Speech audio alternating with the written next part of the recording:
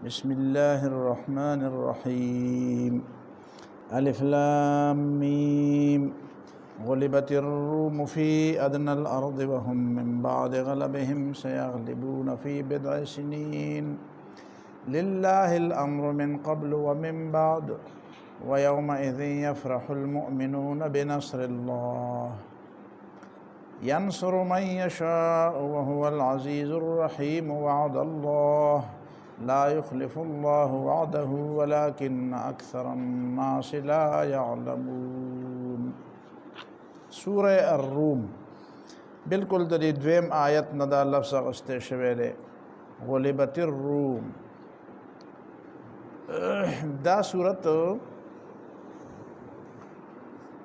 د نبوت په پنځم یا شپږم کال باندې نازل دی، او دې کې چې کوم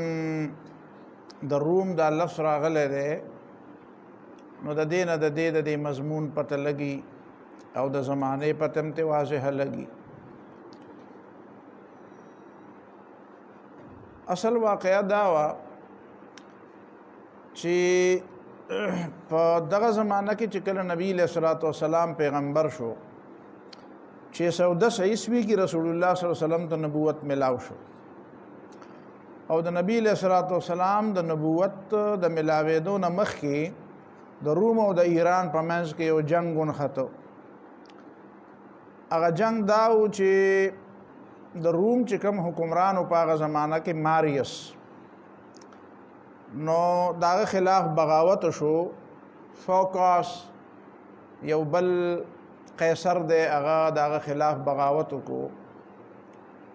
او د ماریس هغه بچی او ښځې او لونه او دار سې مړه کړو او اقتدار باندې قبضه ولګوله. په هغه زمانه کې د ایران چې کوم بادشاه و خسرو پرویز، نو خسرو پرویز ته په خپل ایران کې یو ځل داسې بغاوت راغلی و، بیا د ماریس د ډېر لوی مدد کړی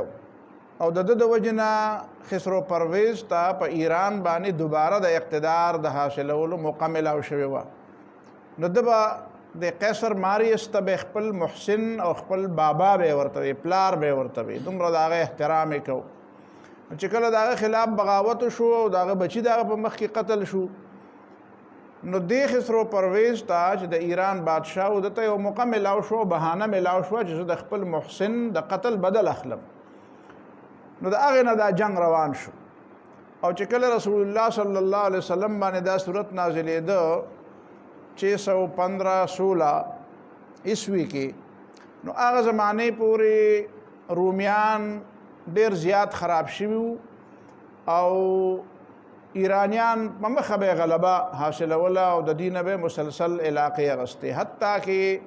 مصر او فلسطین او شام او ارمینیا دا ټول علاقې ته نه واغستې. چونکې دې زمانه کې نبی علیه الصلاۃ والسلام صحابه کرامو ته ویلي چې تاسو هجرت وکړئ او حبشو ته لاړ شئ، او د حبشو بادشاه چې کوم دی دا هم عیسایانو،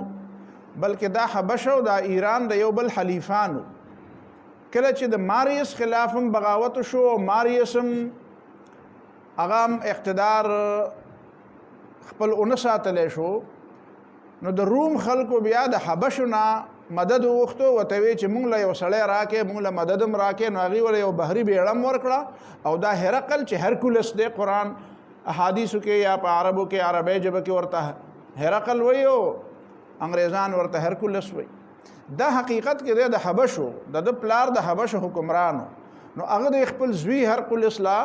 بیړه ورکړله او لاړ شه چې د ایرانیانو په مقابله کې د رومیانو مدد وکړه. خو چې دی کله قسطنطنیې ته راغی، نو د قسطنطنیې خلکو هم په ده باندې اتفاق وکړو چې ته زمونږ بادشاه شوې. او بیا د نبی علیه الصلاۃ والسلام تر د آخره پورې چې رسول الله صلی الله علیه وسلم بیا دته خط لیکه، نو همدغه هرقل ته خط لیکلی دی. د اسلام د دعوت خط چې نبی علیه الصلاۃ والسلام لیکلی دی، نو دا یې د هرقل ته لیکلی. نو د دې هرقل په قیادت کې او بیا اخوا د خسرو پرویز په قیادت کې په دې ټوله دنیا کې دا اختلافات روانو. ظاهره خبره چې متمدنه دنیا په دغه زمانه کې هم دا وه، متمدنه دنیا د مغرب او د یورپ پته خو ډېره وروسته ولګېده. یورپ بعضې علاقې چې کوم دي نو خو واورې نه ډکې وې لکه دا برطانیه خو چې کوم دی بنیادي طور باندې دا خو ډېر وروستو دا د دې واورو ماورو نه پاکه شو ورنه حقیقت یې خو دغلته انسانان وونه دا بیا فرانسیسیان هلته تللي دي او هلته دا ملک آباد کړی دی او داسې رو رو دا ځمکه خوره شوې ده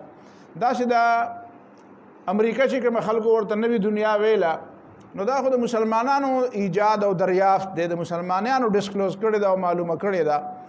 خلک یې ورړی په کولمبس باندې کولمبس سره چې کومه کمپس او کومه قطبنما ورسره وه هغه مسلمانانو جوړه کړې اوس هم په برټش میوزیم کې پرته ده او هغې باندې د عربۍ خط لیکلی شوی دی مسلمانانو جوړه کړې ده او مسلمانانو د شاګردۍ په وجه باندې دته دا موقع میلاو شوه دی چې په خپله هلته ته نو د مکسیکو په د سرحداتو باندې چې د اول ځل د وکتو د جهاد دی نو اول ما ته هلته د جماعتونو منارې معلومې شوې مولانا سید سلیمان ندوی رحمه الله په 1923 کې په المعارف کې ډېر بهترین مضامین لیکلي 1923 کې او هغې کې هغه دا ثابته کړې وه چې په دې امریکا کې دننه عرب آباد دي د پخوانه او بعضې داسې عرب قبیلې دي چې هغه په هغه وخت کې امریکایانو ته پته هم نه وه او وروستو بیا ورو ورو پته لګېده چې دلته خو د عربو ډېرې لویې آبادۍ دي نو د کولمبس نه مخکې هلته عرب تلي بهرحال دا خو یو ضمني خبره وشوه خو مطلب مې دا و چې متمدنه دنیا په دغه وخت کې پر دوو حصو کې تقسیمه وه دا زمونږ دا وطنونه او دا بر صغیر دا علاقې چې کوم دي دا د ایرانیانو سره وي دې باندې به ایرانیانو خپل هولډ ګڼو تاسو ته به پته وي چې د همایون په زمانه کې همایون ته واپس حکومت د ایرانیانو د وجه نه ملاو شوی دی نو د هغه زمانې نه واله دا علاقې دوی خپل مقبوضات ګڼل دا ایران نه چې مشرق طرف ته علاقې دي دا هند چې به ورته وي تر اخره پورې دا د ایرانیانو خپله حصه ګڼله نو دا دنیا متمدنه دنیا په هغه زمانه کې چې دی دا په دې روم او په دې ایران کې تقسیم وه نو د دې جنګ ډېر لوی اثرات نبی علیه الصلاة والسلام چې صحابه کرامو ته وفرمایل چې تاسو هجرت وکړئ نو حبشې ورته یاده کړه پته ولګېد د کافرانو ته چې د دې مسلمانانو د عیسایانو سره یو محبت دی او یو تعلق دی ورسره هغه تعلق ښکاره و په دې وجه چې هغې آخرت منو خدای منو آسماني کتابونه منل پیغمبران یې منل بنیادي طور باندې خدا موحدین و خدا بله خبره ده چې عقیدې خرابې شوې وي ګمراهۍ پکې راغلې وي مجوسیان چې کوم ایرانیان نو هغې خو آتش پرست وو هغې خو د اور عبادت کو نو د هغې په مقابله کې چې کوم مشرکین نو هغې په خپله معنی د رومیانو په مقابله کې ظاهره خبره ده چې رومیان هم اهل کتاب دي او ایرانیان چې دي نو هغه اهل کتاب نه دي هغه مجوس دي آتش پرست دي مجوس آتش پرست دا مجوس لفظ چې کوم دی دا د منګوس نه وی اغستی شوی دی منج گوش یعنی غوږونه غټ غټ دي گوش غوږ ته وایي عربی دی دا لفظ لاړ نو بدر دی یو نوم شو بیا دا د هغې د مذهب او د هغې د عقیدې او د هغې د فکر او د سوچ نوم شو بیا مجوس د قوم نوم نه شو بلکې د هغې د سوچ نوم شو نو هلته به په مکه معظمه کې دا خبرونه راتلل چې ایرانیان به مسلسل لګیا وو او فتوحات به یې کول او دا رومیان یې په مخه اخیستي وو نو دلته به د مشرکان به خوشحالېده چې زه زمونږ ملګرو ستاسو ملګري په مخه اخیستي دي او بل به تاسو مونږ له دې دنیا نه نیست و نابود کړو په دې به خوشحالېده او مسلمانانو به همدردیانې ظاهره خبره ده د عیسایانو سره وي اوس همدردي کول جدا خبره ده او هلته تلل جدا خبره ده خو راغلي نه و جنګ لا نبی علیه السلام دا نه ویلي چې هغه د روم او د ایران جنګ دی نو دی تاسو هم پکې شرکت وکړئ دا دواړه خبرې جدا جدا دي کله کله د یو چا سره حمایت صرف د یو سوچ او د فکر او د همدردۍ د الفاظو سره وي لکه نن سبا چې ورته وایي اخلاقي مدد او اخلاقي تعاون سیاسي تعاون مالی تعاون نو فوجي تعاون ضروري نه دی چې همیشه وي د تعاون معنا خامخا فوجي تعاون نه دی د تعاون معنا دا نه دی چې بس تا سره تعاون او مدد کوم نو به تا له به خامخا درځم مورچه کې تا سره کښېنم د تعاون خو مختلف قسمونه مختلفې د هغې درجات دي نو نبی علیه الصلاة والسلام او صحابه کرامو د هغې دا تعاون کو چې اخلاقي تعاون یې کو چې یاره به دا ښه خلک دی د کافرانو د مجوسیانو په مقابله کې بیا داسې وشوه چې دا خبرې روانې وې نو قرآن مجید په دې خبره کې چې د مسلمانانو دلچسپي ولیده ظاهره خبره ده الله تعالی ته د مسلمانانو د دلچسپي غوره ښکاره شوه او دا درسته خبره وه چې مؤمنان داسې خلق دی چې هغه د دنیا په دې حالاتو باندې نظر ساتي داسې نه دي چې غوټ کې ناست دي او د دنیا د حال نه خبر نه دي لکه د خلکو د اسلام کم تعبیر او کم سوچ جوړ کړی دی نو الله تعالی دا خبره خوښه وه چې دې مؤمنانو د ایمان دا نکته یې زده کړې ده په دې خبره دی پوي دي چې د پیغمبر دا دعوت او د قران دا دعوت چې دی دا د ټوله دنیا باندې د غلبې د پاره دی او د ټوله دنیا د غلبې مطلب دا دی د دنیا د حالاتو نه ځان خبره او په هغه به تخپل یو موقف هم لري دا څنګه چې ته به وایې یاره جزو ته خبر نه مې چې چللې اوس د روس او د کرملین په باره کې جنگ دی روسیان په یوکرين باندې ورغلي دي نو دې معنا دا نه ته جنگ لورشه خو مطلب دا دی چې ستا په کار دی چې په دې کې یو موقف وي ته په دې پوهې چې دا څه کېږي ولې کېږي څه کېږي د دې څه نتایج دي ټیک څه کېږي غلط څه کېږي داسې یو موقف په کار دی مؤمن دې ته نه وایي چې د دنیا د حالاتو نه خبر نه وي بعضې خلک په دې خفه کېږي تا د دنیا د حال نه ولې خبر کړم وایي زه به ته نه وی خبر نو ته به خفه نه وی وایي تا ته خبر کړم نو اوس خفه شوم نو ته بیا د اتي په وخت کې وده شو نو ته څنګه مؤمن یې چې د نه خبر دلته خو مؤمنان چې کوم دي په مکه معظمه کې آزادانه مونځ نشي کولی د بیت الله نه بوتان نشي لرې کولی خو خبرې د روم او د ایران د جنګونو کوي نو که ستا په زمانه کې دا شوی نو تا به ورله پیغور ورکولی چې مړه کښېنه د خپل کعبې نه بوت نشي لرې کولی او لګیا د روم او د ایران په جنګونو کې ایسې هلې او په هغې باندې تبصرې کوې د اوسنۍ زمانې خلک خو دا خبرې کوي لیکن الله رب العالمین دا آیاتونه راولېږل چې دا آیاتونه راله نو بیا هم دا بحثونه به روان وو آیاتونه خو به هغې ته ویلی کېده نو بیا هم پر بیت الله کې دننه بحثونه روان وو چې قرآن خو دا وایي چې وهم من بعد غلبهم سیغلبون فی بضع سنین د لسو نه په کمو کلونو کې به دا رومیان غالب راځي او غلبت الروم فی ادنى الارض په دې نږدې ځمکې روم یا مغلوب شو روم دومره مغلوب شو چې د دې نه فلسطین واغسته د دې رومیانو چې کوم د عیسایانو چې کوم عقیده وا چې په کوم صلیب باندې عیسی علیه السلام سا ورکړی دی هغه صلیب د دې په نسبت باندې دغلته پروت او خسرو پرویز دی راله او دا صلیب هم تنواړه ارمیا ته یوړو ارمیا په هغه ارمینیا علاقه کې هلته علاقه ده چې هغه د زرتشت چې ورته وایي زرتشت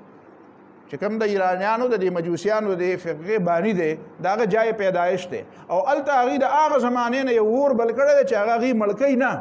هغه اور مسلسل روان دی هغوی ته دې مقدس اور وایي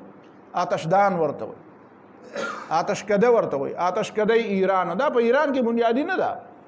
دا آتشکده دا مجوسیان ایرانیان چې کوم کنه دا د هغه ارمینیان د دوی دا سوچ او دا فکر د هغه نه راغلی او دا د زرتشت او د مزدک او د دې خلکو نه دا فکر را جوړ شوی نو به هر حال هغوی د دین فلسطین واغستو او دا مقدس صلیب چې دی ورته مقدس صلیب وي نو هغه هم ترې نه یوړو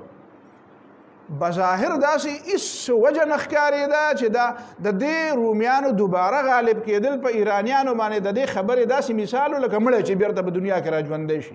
لکه یو سړی چې وایي چې دا مړ پروت دی او دا به راپاسي بله ورځ ګوره ورته دا به بله ورځ راپاسي نو په دې مسلو کې یقین کوي دا به راپاسي داسې دا رومیان مغلوبه شوي خو قرآن دلته کې دا پیشنګویي وکړه چې دا پیشنګویي وکړه نو د مکې خلکو خو د دې مذاق وړاو کړو خندا یې وګڼله ورپسې وشاو خندا یې ورپورې وکړه دا څنګه کېدی شي چې دا رومیان هغه دی هغه یعنې هرقل چې کوم هغه د قسطنطنیې نه متښتېدو او لاړ تیونس ته افریقې ته لاړ چېرته قسطنطنیه او استنبول او چېرته افریقه کې تیونس ځکه چې هغه په دې پوهېده چې د قسطنطنیه هم نه بچ کېږي دا هم معنی اخلي دونه حده پورې دوی مغلوب شوي نو په داسې حالاتو کې د دې خبرې امکان کم ځای و چې په لسو نه په کمو کلونو کې به دا بیرته راشي او ژوندي پاتې کېدل نه بلکې الټه به په دې باندې غالب راشي نو صحابه کرامو دا خبره کوله ابوبکر صدیق رضی الله تعالی عنه هم کوله نو ابی ابن خلف ورته وایي چې دا نشي کېدی زه شرط را سره کېده که په 3 کاله کې غالب راله نو زه به در لسو خان درکم او که رانه ته به راله لسو خان راکې نو هغه ټیک ده ابوبکر صدیق رضی الله تعالی عنه راغی نبی علیه الصلوة والسلام ته ویل د خدای پیغمبر ما خو د ابی ابن خلف سره شرط کېښودو وی څنګه شرط دې کېښودو وی 3 کلونه او لسو خان وی نه کنه تا د لفظ باندې کې سوچ نه دی کړی کنه وهم من بعد غلبهم سيغلبون في بضع سنين د بضع اطلاق په عربی ژبه کې د لسو نه په کم کېږي نو کم از کم 9 کاله ورسره کېده او خان د لسو نه شل که د بضع اطلاق ور پته ولګېده چې پیغمبر په عربی څنګه پوهېږي داسې بل څوک نه پوهېږي حالانکه ابوبکر صدیق هم عرب دی هم د یو کلی باشندگان دي قبیلې جدا دي خو د یو کلی خلک دی قریش دي دواړه پیغمبر علیه الصلوة والسلام پکې هغه نکات معلوموي چې کوم نکات پکې نور خلکو ته نه دي معلوم د دې وجه نه امام شافعي رحمه الله یو قول نقل کړی دی امام سیوطي رحمه الله او اصل کې امام سیوطي نه دی نقل کړی دی امام سیوطي بل د هغه نه مخکې جوالیقی یو عالم دی دغه کتاب دی المعرب من کلام الاعجمی پاغي کې هغه دا قول نقل کړي چې لا يحيط باللغه الا نبي په عربی ژبه په صرف رسول الله صلی الله علیه وسلم پوهیږي نور خلق په عربی نه پوهیږي په عربی ژبه او حضرت علی رضی الله تعالی عنہ په خپل دا خبره محسوسه کړي وو نبی له سلام ته وی د خدای پیغمبره ما او تا خو یو د تر ځامن یو په کوم کلی کې چې ته پیدا شې په دې کلی کې زم پیدا شې هغه ماحول چې ستا هغه زمامو دا سفر ته نه دی کړی چې تا چې تک علم په بل ځای کې زده کړی نو ته د عربی بعضې داسې الفاظ وي او داسې معانی او مفاهیم بیانې چې هغه موږ ته نه دي معلوم نو دا وسنګه نه دي معلوم نبی علیہ السلام ورته مسکی شو وی علی زه پیغمبر یم کنه علی زه پیغمبر یم کنه دا د پیغمبرۍ په وجه ماته دا معلوم دي نو د عربی دومره وسیع بهرحال هغه شرط د 3 کالو په ځای باندې 9 کاله شو او خان د لسو نسل شو او هغه زمانه کې شرط کول جایز و ځکه سود نو حرام شوی دا شرط چې اوس حرام دی چې که داسې وشو نو ته به راکې او که داسې ونه شو نو زه به در کوم نو دې شرط اوس دا جواري ده اوس دا اوس حرام کار دی دا د سود متعلقات دي نو شرط یې وتړ او عین په دغه موقع باندې نبی علیه الصلاۃ والسلام دا خبره چې کړې وه دې نبی علیه الصلاۃ والسلام واپس شوی نه دی نه په ابوبکر صدیق رضی الله تعالی عنہ په دې خبره ستومانه شوی دی او پیښه دا وه چې په 9 کالو کې دنه یعنی 9 کال بیا هغه و چې رسول الله صلی الله علیه وسلم غزوه بدر وکړو او د بدر په موقع باندې چې نبی علیه الصلاۃ والسلام ته کوم فتح ملاو شو دا 623 هجری و 623 هجری او په دې کې رسول الله صلی الله علیه وسلم غزوه بدر وکړو او په دې کې دا رومیان ولګېدل او دی په عیسایا په د ایرانیانو باندې غالب رااله څنګه به غالب رااله دا هرقل ولګېد د جنگ دا میدان خو زیات چې دی دا د ایران طرف ته و د عربو ته نږدې دې علاقې کې د جنگ میدان هغه علاقه چې کومه ده طرابزون چې ورته وایي طرابزون تاسو چې د ترکی دا نقشه ګورئ نو دا طرابزون په ترکی کې د شام طرف ته لرې یو علاقه ده د شمال طرف ته د بحر اسود په غاړه باندې دا بحر اسود چې دی دا چې ورته دا بلیک سی وایي د دې بلیک سی د مغرب طرف ته څه حصہ چې کومه ده د یوکرین او د دې علاقو سره لګېدلې ده ډېره زیاته خو د دې مشرقي حصہ چې کومه ده نو د دې په دې جنوبي طرف باندې ترکی دی او د دې په شمالي طرف باندې روس دی دا قفقاز چې کومې علاقې دي قفقاز دا د داغستان او چیچنیا دا ور ریاستونه چې کوم دي دا د بحر اسود په هغه طرف باندې د شمال طرف ته دي دا سوچي چې ورته وایي چې دا که تاسو خیال کړي تاسو په بین الاقوامي خبرونو کې اورئ چې د روس کوم د ماسکو کوم میلمانه راځي کوم اهم خلک راځي نو هغې چې کوم سیاحتي مقام ته بوځي هغې ته سوچي وایي دا سوچي چې دی دا د بحر اسود په د شمالي کناره باندې دی او دغلته د پیوټن ځان له یو لوی محل هم جوړ کړی دی هم دغلته زیات اوسېږي ځکه دا ډېره زیاته ښایسته علاقه ده دا د داغستان علاقه چې کومه ده نو دې کې دا طرابزون د دې بحر اسود په د جنوبي سایډ باندې دی او دا د ترکی په علاقه کې دی نو د استنبول نه ووتو د تیونس نه واپس راغی استنبول ته او د استنبول نه لاړ طرابزون ته او د طرابزون نه لاړو ارمینیا ته او چې هغه ایرانیان په ځان باندې خبرېدل هغوی دا خیال و چې د جنګ محاذ خو هغلته په مصر او په دې علاقو کې دی مصر او په دې طرفونو کې دی ځکه چې دی خو په تیونس ته تللی او د هغې توجه هم دغه طرف ته افریقې طرف ته لاړه د مصر نه مخکې خو بیا افریقه ده نو د دې دا خیال و چې جنگ من په دغه علاقو کې روان او دا علاقې محفوظ دي نو دی په د شاره طرف نه راغی او برای راست حمله وکړله په څه باندې په هغه ځای باندې چې کوم د زرتشت مقام پیدایش و چې په کوم ځای کې د دغه آتشکده وه چې په کوم ځای کې د دغه مقدس اور بلېده نو هغه اور هم وله مړ کړو او د زرتشت په مقام پیدایش باندې قبضه مو لګوله او دا هم هغه موقع وه چې کوم مخکې رسول الله صلی الله علیه وسلم په بدر کې فتح بیا مونده او دا فتح دشمنانو ومنله او حضرت ابوبکر صدیق رضی الله تعالی عنہ سوال جواب ولېږه د ابی زامنو ته ابی خو بیا په دغه کې مړ و که نه په جنګ بدر کې وجلی شوی نو د هغه زامنو د سوال جواب ولېږه چې پلارم شرط بایللی سلو خان راولېږی نو سلو خان یې پرې راوغوښته او نبي علیه السلام ته وی چې اوس ورسره څه وکړم نو نبي علیه السلام یې جزم نو اوس خو په خلکو باندې تقسیم کړه بس په خپله یې ماخله او خلکو باندې تقسیم کړه دې مطلب دا دی چې قرآن یو داسې پیشنګویي وکړه دې نه مطلب څه دی پیشنګویی نه دې نه 2 اهمې خبرې مطلب دي بلکې 3 خبرې ډېرې مطلب دي یو خبره خو دا مطلب دا چې څنګه چې تا ته ما مخکې وي چې مسلمانان د دنیا په حالاتو نظر ساتي او د نظر ساتلو معنا دا نه دی د هر جنگ حصه دی جوړیږي او په هر معامله کې او په هر بین الاقوامي معامله کې دی د مسلمانانو یو موقف وي څوک د داسې چې هغه د مسلمانانو موقف دنیا ته ښکاره کړي لکه اوس د مسلمانانو اجتماعیت نشته نو ستا به ځان له موقف وي زما به ځان له موقف وي د بل چا به ځان هرې ډلې به ځان له موقف دی د دنیا د حالاتو په باره کې یو خبره دا بنیادي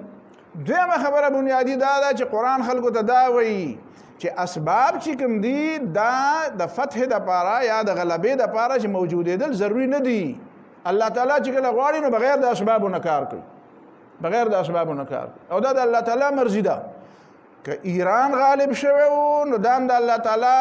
د مرضی نه بغیر نه و د الله تعالی د ارادې نه بغیر نه و داسې نه چې الله تعالی د ایرانیانو مغلوبه کو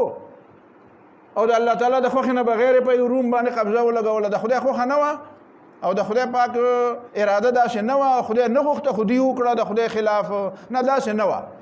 که دا یو غالب کیږي او که دا بل غالب کیږي دې کې د الله تعالی حکمتونه دي دویمه خبره په دې کې دا ده چې دا قسمه غلبې چې راځي نو دا د مادي اسبابو په بنیاد نه راځي چې ته هر یو شی چې دی هغه په 2 جمع 2 4 په باندې ما ته ګورې چې ما ته وښایې په بلیک اینډ وایټ کې راته وښایې چې څنګه به داسې کېږي او څنګه به داسې کېږي د دنیا ډېرې فیصلې او ډېر کارونه هغه داسې کېږي چې بظاهر د هغې اسباب بالکل اړو سره یي نه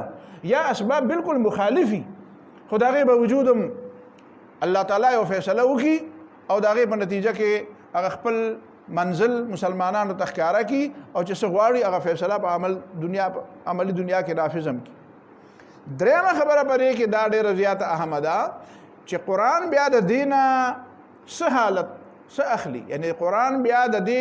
بین الاقوامي حالاتو په نتیجه کې د خپل دعوت دپاره لار وباسي د مؤمن او د مشنري مؤمن دا کار دی او د سوچ دی چې هغه به د حالاتو نه د خپل عقیدې د خپل سوچ او د خپل فکر دپاره یو لاین وباسي هغه به د خپل فکر دپاره نوې نوې دلایل را پیدا کوي د خپل فکر دپاره به نوې نوې لارې را پیدا کوي او لارې به لټوي داسې نه دی چې هغه به بیا وګوري چې یاره دا حالات خو داسې بدل دي نو لهذا زه به بس خاموش کښېنم نه خاموش به نه کښېني په هر یو معامله کې به هغه د بصیرت نه کار اخلي او په هره معامله کې به هغه د خپل دعوت دپاره لارې به وباسي حکمت دغې ته وایي نو تاسو ګورئ په دې ټول صورت کې بیا هم دغه معامله روانه ده همدا خبره بیا روانه ده همدا 2-3 خبرې چې دي دا په دې ټول صورت کې دا د دې په دې روح کې روان دي تاسو ګورئ دې کې دا څومره نصوص دي دا څومره چې کوم آیتونه دي پای کې هم دا 2-3 خبرې به تا ته په نظر باندې راځي بسم الله الرحمن الرحیم ګبن چې دی ګبن چې هغه د مسلمانانو په تاریخ باندې ډېر لوی کلام کړی دی او مستشرق دی مشهور مستشرق دی ډېر خلک ډېرې حوالې ورکوي نو هغه په دې باندې کلام کړی دی هغه وایي چې واقعي دا چې دا د روم د غلبې دا پیشنګویي هغه یو مشهور کتاب دی سقوط زوال دولت روما هغې باندې هغې کې دا تفصیلي خبره لیکلې ده چې واقعي دا د قرآن د صداقت یو ډېر لوی ثبوت دی ځکه چې قرآن په کوم وخت کې ویلي وو چې رومیان به غالب کېږي نو په هغه وخت کې د دې غلبې د چا د سره په تصور کې هم نه وه نو لهذا دا د انسان د فکر خبره نه ده دا یقینا د الله تعالی کلام دی چې په هغې کې د دې خبرې پیشنګویي شوې ده او دا پیشنګویانې د نبي علیه صلات وسلام د نبوت او د قرآن د صداقت ډېر لوی دلیل دی او دا داسې دلیل دی چې دا دلیل د څوک دروغجن کولی نه شي بسم الله الرحمن الرحیم شروع کوم خالص په امداد د نوم د الله چې ډېر زیات مهربان او همیشه مهربان دی الف لام میم الله تعالی ته پته ده چې د دې څه معنا ده غلبت الروم مغلوب شو کمزوري شو بیلات وکړه چې په پښتو کې وایي نو بیلات یې وکړه وی بیلله غلبت الروم بیلات وکړه رومیانو فی ادنى الارض په نږدې ځمکه کې نږدې ځمکې نه مراد څه دی نو عربو ته نږدې ځمکه د فلسطین ځمکه ده د مصر ځمکه ورته نږدې ده نو مطلب یې دا دی چې مصر او فلسطین او شام چې د عربو سره لګېدلې علاقې دي نو په دې علاقو کې رومیان څه شو په ایرانیان څه شو په رومیانو باندې غالب شو رومیان مغلوب شو رومیانو بیلات وکړو وهم من بعد غلبهم سيغلبون او یقینا دی به د کمزورۍ نه پس او د بیلات نه پس غالب کېږي به ګټه به کوي فی بضع سنین د لسو نه په کمو کلونو کې څنګه به دا ګټه کوي د اسباب خو نه ښکاري بظاهر خو څه پته نه لګي غریب خو چې په پښتو کې وایي پیتې له لوښې نه مومي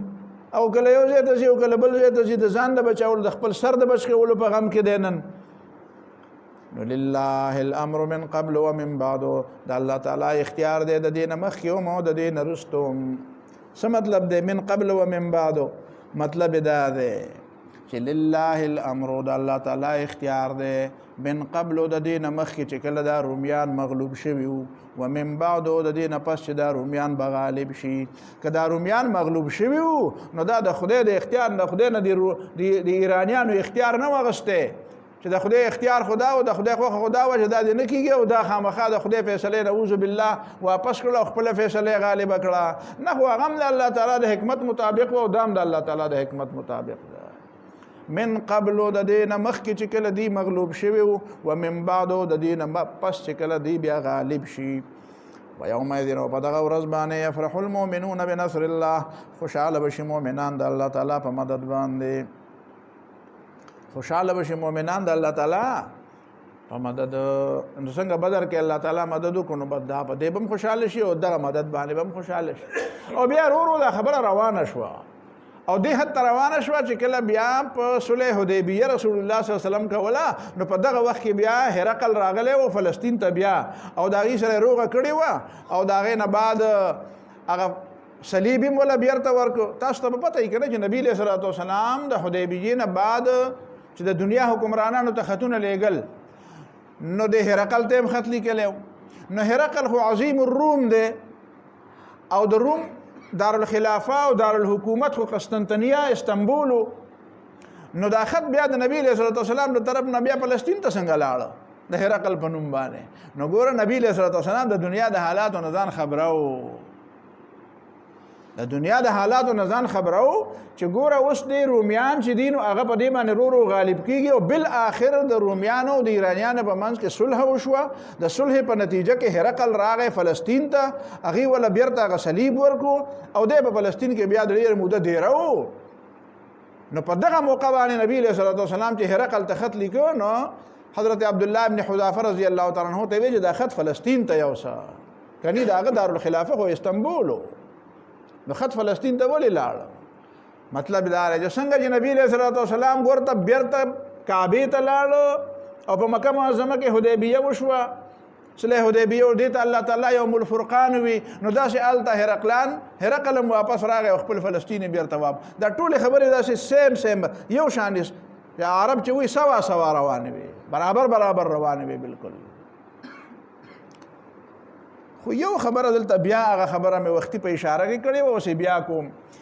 چې ویومئذ یفرح المؤمنون بنصر الله مؤمنان به د الله تعالی په مدد خوشحاله شي مطلب دا دی چې هلکه زه چې زمونږ ویلو چې رومیان غالب شو رومیان به غالب کېږي او د مشرکین وی چې ایرانیان به غالب وي او غالب به وي نو زمون خبره رښتیا شوه چې رښتیا شوه نو بس اوس په دې باندې خوشحاله شه او په ډډه ولګوه او په ارام اوس خوبونه کوه ځکه چې ستا ملګري څه شو په دنیا کې غالب شو نه د بل په تکیه کار مه کوه ته په خپله څه وکړه ته دې ته مه ګوره چې د هغه بل غالب راغی نو هغه د روم او لکه نن زمانه کې ته وایه چې د امریکې او د روس جنګ دی نو ته وایې چې یاره زما د ټولو خلکو دا ارمان دی اوس که په دې مجلس کې مې وي چې لاس اوچت کړې چې څوک د امریکې ملګری دی یو کس به ملګری نه خو ته په دې خوشحالېدل چې یاره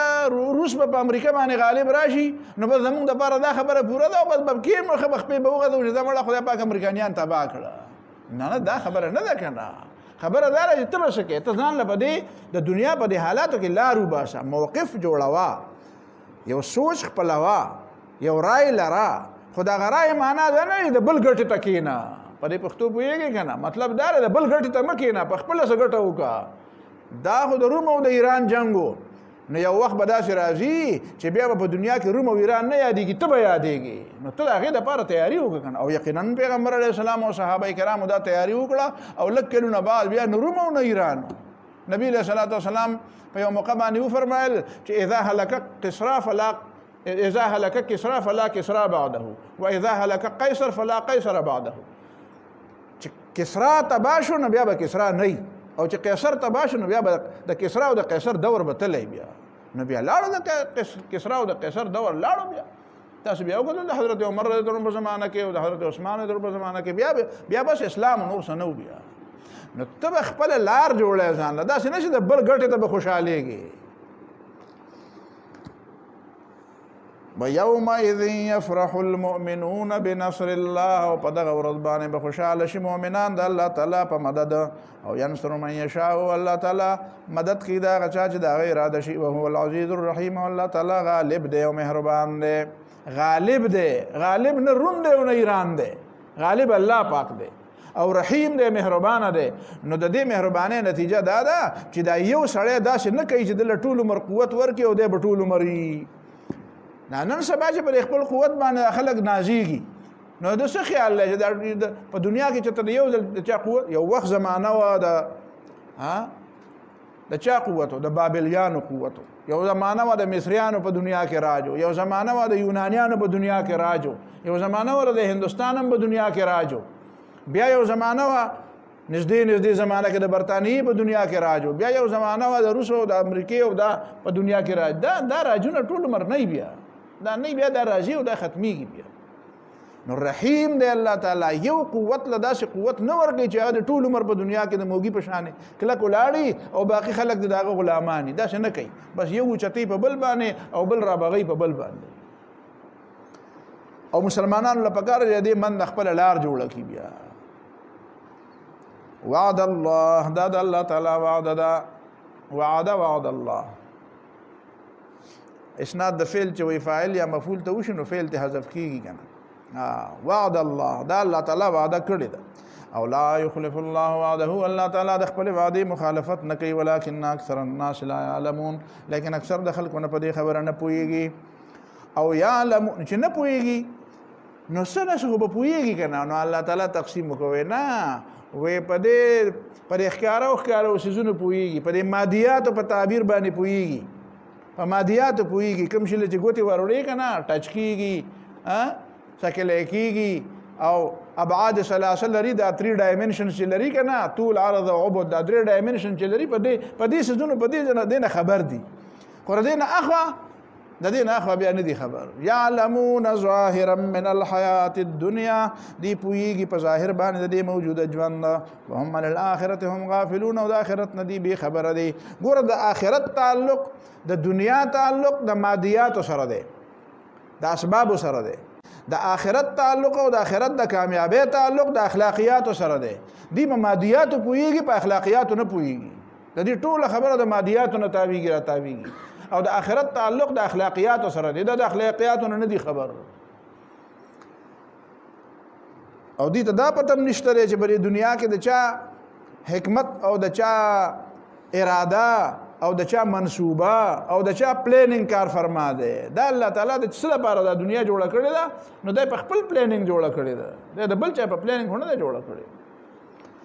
نو چې وګټي نو د خیال لري دا به زما چلی اولم يتفکروا فی انفسهم آیا دی سوچ نه کړي په خپل ځانونو کې اوس ورته قران ورته دلیل وایي چې دا په ظاهر پويږي او په باطن نه پويږي دا ولې نه پويږي ځکه چې دی د عقل نکار نه لي نو د عقل نکار غشته نو دوه خبرې وته وسپي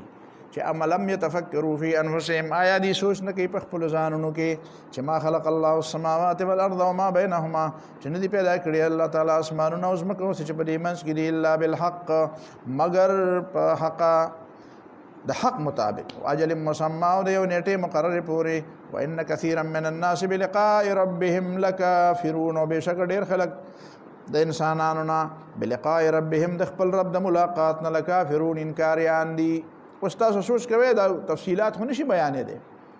خو اولم يتفکروا فی انفسهم که انسان د خپل ځان په باره کې سوچو کی نو د کې چې دا کوم تغیرات راځي نو د دې تغیرات مطلب درد په خوخه کیږي د په خپل خوخه را پیدا شو اول تغیر دار دې را پیدا شو د نو را پیدا شو چې را پیدا شو په کوم خاندان کې را پیدا شو د سویلو چې په دې کې پیدا کیږم درد خوخه وا په کوم رنگ په کوم نسل په کوم کور په کوم کلی په کوم علاقه په کوم زمانہ کې را پیدا شو په کوم جنس او صنف کې را پیدا شو په کوم رنگ ډنګ کې را پیدا شو بیا د هغه پس ماشوم بیا د نه خبرم نو ورالویدو بیا د نه خبرم نو بیا ځوانو بیا د نه خبرم نو بیا پرورو په خوالی ته بیا د نه چې خبرېده بیا بوډاو دا ټول خبره د خوخي دي نو دا تغیرات پر داسې پر کائناتو کې دا تغیرات کیږي پر ځمکه او اسمانونو کې دا تغیرات دي نو ما خلق الله السماوات والارض وما بينهما الا بالحق واجل مسمى. اجل مسمى ګوره کوم شی باندې زوال راځي کنه نو هغه شی په خپل بیا زایل کیږي. بیا کوم شی باندې زوال راغی او د زوال نه پس هغه بل شی راغی او د ځای ونیو نو دې معنی دا چې دغه بل شی به مزي ځکه د مخکې نه راغلی په دې ماشوموالي پسې ځواني رااله نو د ځواني نه مخکې ماشوموالی نو پته ولګه ځواني مخکې نه وه اوس ځواني ده نو پته دا ځواني به ځي. دا چې دا بوډاوالی په دې ځوانۍ پسې راغی نو دا بوډاوالی مخکې نه و خو په دې ځوانۍ پسې وروستو راغی نو پته ولګی دا چې وروستو راغی دا مخکې نه و نو یو ځل به دی هم بیانې بیا به دا بوډاوالی هم ځي. نو دا کائنات خو هم د دې نه جوړ دي نو دا کائنات خو هم د دې نه جوړ دي نو په سپرلي پسې خزان دی او په خزان پسې سپرلی دی او په اوړي پسې ژمی دی او په ژمي پسې اوړی دی. د دې معنا دا دا یو شی راشي نو دا بل نه نو چې بیا هغه بل راشي نو یو ځل به داسې چې دا ټول به نه بیا. اولم یسیروا فی الارض آیا دی نګرځي په ځمکه کې فینظروا چې وګوري کیف کان عاقبة الذین من قبلهم چې څنګه انجام دا کسانو چې دي نه مخکیو كانوا اشد منهم قوة واثاروا الارض وعمروها ودي د دې مکې والو نه زیات په طاقت کې واثاروا الارض ودي اړولې وزمکا کنلې وزمکا د څه دپاره د فصل لپاره د نیرونو دپاره د روډونو دپاره د معدنیاتو دپاره د وسایلو دپاره د کویانو دپاره کنلې وه زراعت دپاره کنلې وه د معدنیاتو دپاره کنلې وه د لارو دپاره کنلې وه وعمروها او جوړ کړي و تعمیرات کړي و بنگلې او ماڼۍ او بلډینګونه جوړ کړي او ټاورې جوړې کړي وي اکثر مما عمروها زیات دا غنه چې د مکې والو جوړ کړي دا اوس چې کوم خلک دي د دین هغه په خوانو خلکو ډیره جوړ کړي ولې دا احرام مصر چې کوم دی دا د مکې والو نه مخکې نه جوړ شوی احرام مصر ته اوس هم دنیا حیرانه ده چې دې څنګه جوړ کړي نو کله کله وایي یاره دا ګریویټي ختمه کړې وه نو چې دا دونه غټ غټ څیزونه یې بره څنګه وخېجول نو دا په هغه وخت کې دا چې کوم ساینس مطابق دا جوړ دی حاجي نو داسې د معلومات هغه وخت کې دومره کم ځای و د خلکو سره په هغه وخت کې حاجي وعمروها اکثر مما عمروها قرآن د دې دپاره کوي چې ته په دې باندې نازېږې چې ته وایې چې زه به ځمکه ډېره آباده کړم بلډینګونه به ډېر جوړ کړم لارې به پکې ډېرې جوړې کړم فصلونه به ډېر زیات وکړم سهولیات به ډېر زیات پیدا دا خو تا نه مخکې هم خلکو کړي وو نو چې کړي وو نو بیا قومونه ولې تباه شو دا د عاد او دا د ثمود خلک چې د هغوی څومره صحتونه و قرآن د هغوی ته وایي که نه کانهم اعجاز نخل خاویه ته به وایې د کجورو غټې غټې سټې وې خبره باندې پوه شو په سوونو کاله عمرونه به هم د هغوی وو داسې صحتونه به یو چې هغه معمولي صحتونه نه وو مضبوط صحتونه وو خوشحاله خلکو دا باغونه دا ډیمونه مغیر دا د معارب دا ډیمونه چا جوړ کړي دا د یمن دا ډیمونه جنتان عن یمین و شمال دا په دنیا کې په هیڅ ځای کې نشته چې داسې یو ډیم په یمن کې جوړ کړی و چې د هغې ښی طرف ته او ګر طرف ته به چې تا کتل نه په میلیونو به باغونه او د هغې باغونه په باره کې دا راځي چې 100 میله به په سمندر کې چا سفر کوي او 100 میله به د معارب تفاصله رااله چې معارب به 100 میله لرې و نو خلکو به خوشبویي محسوس کړله ټوله هوا به ټوله فضا به معطره وه د لرې لرې ملکونو نه به خلکو بیماران راوړل چې په معارب کې به 3-4 ورځې تېرې کړې په کټ کې به یې واچو هسې به په هغه هوا به ټیک ټاک و بیمار به پکې ټیک شو سپږې پکې نه وې ورږې نه وې ماشي نه و مچان نه و میوې وې باغونه و خوشحالي وه قرآن ورته وایي بلدة طیبة ډېر مزیدار ښار دی ډېره مزیدار علاقه ده باغونه جنتان عن یمین و شمال ښی طرف ته ګورې باغونه دی چې ګس طرف ته ګورې دا ولې تباه شو بیا ته خو وایې چې سړی دنیا کې ترقي وکړي او دنیا ډېره ښه آباده کړي نو بد د دنیا کې دا قوم به باقي پاتې ته خو سروایول آف د فټسټ نظریې والی که نه چې کوم فټسټ دی نو دا به سروایول کوي دا به باقي پاتې کېږي نو دا خو فټسټ و که نه نو دا بیا ولې انفټ شو دا بیا ولې لاړه د دنیا نه فنا شو په دې نه کېږي ښه بیا په دې باندې بقا نه ده دا واثاروا الارض اثاره اړول د ځمکې چې دا یو ښکته کې او بل بره کې دا لاندې دی باندې کې او باندې لکه ته چې یې وکې او یا څه شی راکړي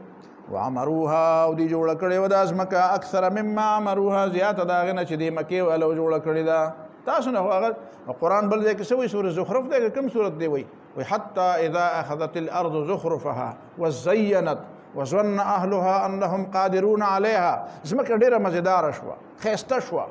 وظن اهلها انهم قادرون عليها او د هغې باشندګانو وایي مړه دا خو زموږ په اختیار کې دي دا ولې دا نیرونه دا موسمونه دا خوشحالۍ دا ټول څیزونه خو زموږ په اختیار کې دي. نو اتاها امرنا لیلا او نهارا نو زمونږ عذاب پرې راغی یا د شپې او یا د ورځې فجعلناها حصیدا نو مونږ لو کړو کأن لم تغن بالامس لکه ته به وایې چې پرونه ډوبونه عذابونه چې په قومونو راغلي دي نو په هغه صورت کې اکثریت راغلي دي چې کله قوم په عروج کې و چې کله قوم په نشه کې و چې کله خلکو دا نشه وه چې د دنیا اختیار او اقتدار دا لکه څومره چې نن هیومنزم دی نن هغه صورتحال ته بیرته خبره روانه وه التم دا چلو چې انسان وظن اهلها انهم قادرون عليها انسان دا سوچ کو چې په دې ځمکه کې د خدای فیصلې نه نافذ کیږي زما فیصلې پکې نافذ کیږي زه چې غواړم هغه څه کیږي. نو اتاها امرنا لیلا او نهارا عذاب پر راغی. اوس هم نن سبا هم هیومنزم هم دغه نظریه ده چې نه په دنیا کې چې صدیق انسان دی بس انسان نعوذ بالله خدای دی او د انسان په خوښه باندې دا هر څه کیږي او انسان چې څه غواړي په دنیا کې به هغه څه کیږي. نو دې معنا ده چې عذاب ته بالکل خبره تیاره ده. اعاذنا الله من ذلك. وجاءتهم رسلهم بالبينات او راوړي دي ته پیغمبرانو ښکار نخې فما كان الله ليظلمهم الله په دې ظلم نو کړي ولکن كانوا انفسهم يظلمون لیکن دې په خپل ځانونو باندې ظلم کاو چې کفر او شرک اختیار کړي او په ځان ظلم وکړه حق تلفی دغه ته وایي کنه چې د الله تعالی زه او مقام په خپل غستل نه غټ ظلم بلی چې انسان ځان ته خدای وایي او د خدای نه انکار کوي. ثم كان عاقبة الذين اساءوا السوء بياو بدي ثم كان السوء دا السوء دا كان دا پارا اسم دے او عاقبة الذين اساءوا دای خبر دے نو ثم كان بياو بدي سوا عاقبة الذين اساءوا انجام دا کسانو چې بد کارونه کړیو او دا بد کارونه چې کړیو نو دا بد انجام ولیو ویسکه چې ان کذبوا لان كذبوا بآيات الله ذکری دروژن غړل د الله آیاتنا وکانو بها یستهزئون او دې پورې به خندا کولا. الله يبدأ الخلق ثم يعيده الله تعالی دا اول ځل پیدایش شروع کړي دی او بیا به دوباره کوي سر دوباره کوي اول ځل پیدایش هم الله کړي دی او دوباره به بیا کوي دا خبره مخکې تیر شوې ده بار بار یو ځل چې پیدایش کړي نه نو بیا هم کوي او یو ځل په دنیا کې خلق پیدا کړي آخرت کې به بیا را پیدا کړي. ويوم تقوم الساعة فكم ورځ چې به قیامت راشي الساعة هغه اخرنی وخت به راشي الساعة بیا به د هغې نه پس ساعتونه نه بدلېږي بس بیا به یو ساعت نو بیا به یو شان ټیم نه به جنت کې ټیم بدلېږي نه به دوزخ کې بدلېږي. ويوم تقوم الساعة چې په کومه ورځ راشي هغه اخرنی وخت یبلس المجرمون نو نا امید بشي مجرمان اقدق بشي اریان دریان بشي نا امید بشي المجرمون مجرمان. ولم يكن لهم من شركائهم شفعاء نبي د پاره د دې شریکانو سفارشیان وکانو بشرکائهم کافرین او دی بم د خپل شرکاونه انکاریان شي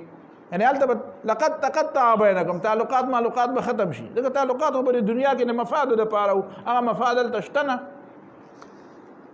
ولم يكن لهم من شركائهم شفعاء دي چې کوم د ځان د پاره په دنیا کې خدایان نیولې دي هغه به سفارش نشي کوله هغه ځان نه یریږي او وکانو بشرکائهم کافرین چې هغه د دې په کار نه راځي دی به چې غرق شي تاسو ما ته تشدید کوله او ما ته په وګه ګرځولې په وګه ګرځي نن په دنیا کې کنه ګرځي نه او چې په وګه ګرځي دا سیاسي لیډران په وګه ګرځي کنه. ويوم تقوم الساعة فكم ورځ قیامت راشي ودريږي تقوم یعنی دور د قیامت چې قام يقوم ست وي ګوره قام يقوم دې ته موږ یو شی اوچلیږي بد یو شی دوا د یو شی زمانہ شو وی قامت السوق وی د دې نن د دې مارکیټ دور دی نه بد دا مارکیټ دی نه د دې مارکیټ دور دی نو تقوم الساعة بد بیا به خبرم دغی بیا دې نه علاوه بل څه به نه بیا پر کائنات کې هم دغه یو خبره چې قیامت دی بس ثقلت فی السماوات والارض یومئذ په دغه ورځ باندې یتفرقون خلق به ټولي شي، خلق به ډلې شي، ټولګي به شي. څنګه به ټولګي شي؟ اما الذين امنوا کسان چې ایمان راوړو په دنیا کې عمل الصالحات او دي نیک کارونه وکړو په دنیا کې، نه فهم فی روضه دی به جنت په باغچه کې، روضه په باغچه کې، یحبرون خوشاله ولیکيږي به. حبر خوشاله تم وي، حبر علم ته ولي وي، ځکه علم هم د خوشحالۍ ذریعہ ده. په علم سره داسې خوشحالېږي چې دا څنګه دولت پرست خلک په دولت خوشحالېږي. امام ابو حنیفه رحمت الله علیه به د شپې چېرته مطالعه کوله، نو چې په کومه مسله کې به نښتې وه، مسله به یې زده کړه، نو بیا به راووتو، نو شاګردان به ورسره وو، نو شاګردانو ته به یې وایي این ابناء الملوک، وایي شهزادګان څه شو؟ شهزادګان وایي چې موږ هم مزې وکړې، وایي مزې دا دی چې موږ یې کوو، وایي دا د مزو نه څه خبر. او بیا به وي چې که دا شهزادګان زموږ د دې مزو نه خبر شو، موږ سره به جنګ وکړي چې دا مزې موږ له راکړې، دا مزې موږ له راکړې. د مزو نه د خبره مزې څه ته وایي؟ یحبرون خوشحاله ولیکيږي به. حاجی اردو کې خلق ترجمه کې وي ان کی او بھگت کی جائے گی، او بھگت کی جائے. او بھگت د چا کیږي؟ خلق به ته تاویږي، را تاویږي، فرشته به ته تاویږي، نوکران غلمان دا به ته تاویږي. د دې د خوشحالولو کوشش به کیږي. نو یحبرون کوشش به دا کیږي چې دې خوشاله شي. د الله تعالی د طرف نه به داسې نظامي چې د جنتي د نه خفه نشي، نو چې دا د نه خوشاله وي. هر څوک به د خوشحالولو کوشش کوي، یو دوه نه. روایاتو کې راځي جنتي به اوبه وغواړي، وایي چې څه راوړه چې وسکم، څه مشروب راوړی، څه ډرینک راوړی. نو بل ډرینک خو بیا بې شمېره دي، جوسونه هم دي، او څه دي، او شراب هم دي، او د شاتو شربت هم دی، او پیم دی، او شملې هم دي. نو هر یو چې دی چې څومره نوکران دي، هر یو به ګیلاس ونیسي چې کم یې وڅکې. دی به پکې کله ځان داسې چې یاره زه نه څکمه، خپل هغه دغه به کوي که نه، لکه دا ماشومان چې کله ځان خجي او هغې به دی به د دې نه مزه الي. اول ته خو د هغې ذمهداري دا ده چې خوشحالی به.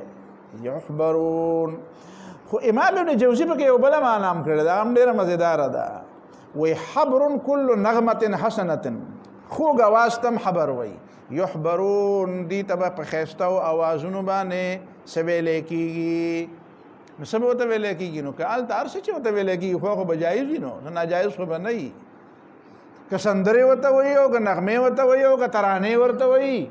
خو هغه به ټیکي. نو که تلاوت ورته کوي، تسبیحات ورته وایي، چې داود علیه السلام به پکې تلاوت کوي، نو به دا پکې هم راغله. هغه حدیثو کې دا هم راځي که نه،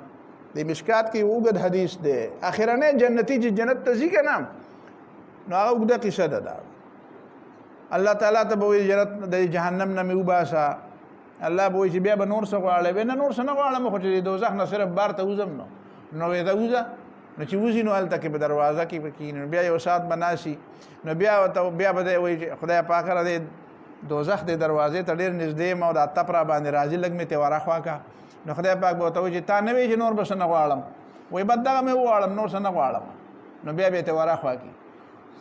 نو بیا چې ورخوا شي، نو لرې به ورته یو سوری ښکاره شي، یو ونه به ورته ښکاره شي. نو دی خو به اول ځان ټینګ را ټینګي، خو بیا به په آخر کې وایي خدای پاک هغې ونې له مې بوځه، هلته مې اجازت راله راکړه. نو خدای پاک به ورته وایي نو ته خو وعده خلاف یې، ته خو درغلي کې. بیا دې وایي چې دلته دې وایي چې دا نه مې اخوا که نور څه نه غواړم. وایي بد دغه له مې بوځه، نور څه غواړم نه. نو چې هلته یې بوځي، نو یو ساعت به ناسي که نه، یخه هوا به پرې لګي. نو بیا به لرې غونډه د جنت دروازه ویني، چې دروازه ویني هغه دروازه خو هم ډېره مزېداره وي. نو بیا به آخر کې لکته به راکوي، بیا وایي خدای پاک هغه دروازې ته هلته به دروازه کې به هسې ناست یم، خیر دی دننه نه ځمه، خو صرف هغه دروازې ته مې بوځه. نو الله تعالی به ورته بیا وایي وعده خلافي دې وکړه. نو دی به بیا وایي زه لاړ شه هلته. نو چې هلته لاړ شي، نو هلته کې به دا بار راوړي، نو دننه به اوازونه واوري. نو اوازونه به څه وي؟ وایي نحن نائمات فلا نبأسو ونحن خالدات فلا نبید فطوبى لمن كان لنا وكنا له.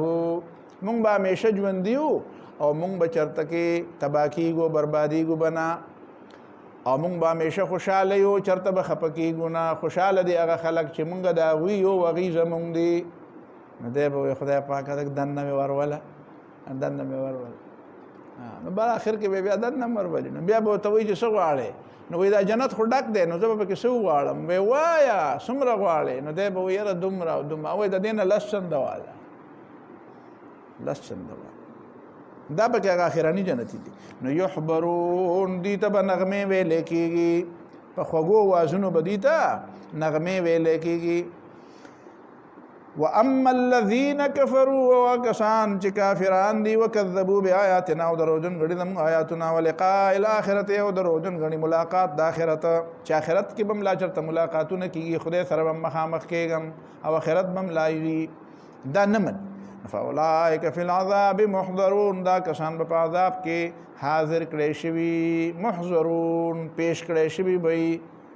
لکه مجرم چې اتکړی ورته چولی او عدالت ته ور پیش کړي دا سه به پیش کړي اعاذنا الله من ذلک نو فسبحان الله حين تمسون دا الله تعالی پاکي بیان وي چې کله تاسو بیگا کې داخليږئ پشپا کې ماخام کې وحين تصبحون او چې کله په سبا کې داخليږئ چې سبا کېږي ماخام منځ او د سبا منځ وله الحمد فی السماوات والارض او د الله تعالی د پاره د حمد او خدای صفاتونه په اسمانونو کې او په ځمکه کې واشي نو د بیگا په وخت کې وحین تظهرون او چې کله مسپخین کوي نو ګوره دا منځونه دي ښا ولی منځونه دي زکا چې فسبحان الله حين تمسون وحين تصبحون ولې د خدای پاک تسبیح او حمد سره پر سلور وختونو کې په 15 وختونو کې ده سبحان الله والحمدلله او د خدای پاک تسبیح او حمد او د خدای لوی خو هر وخت ده کما خامه او کما سونه خو ما خامه ماستن پورې منحصره خو نه ده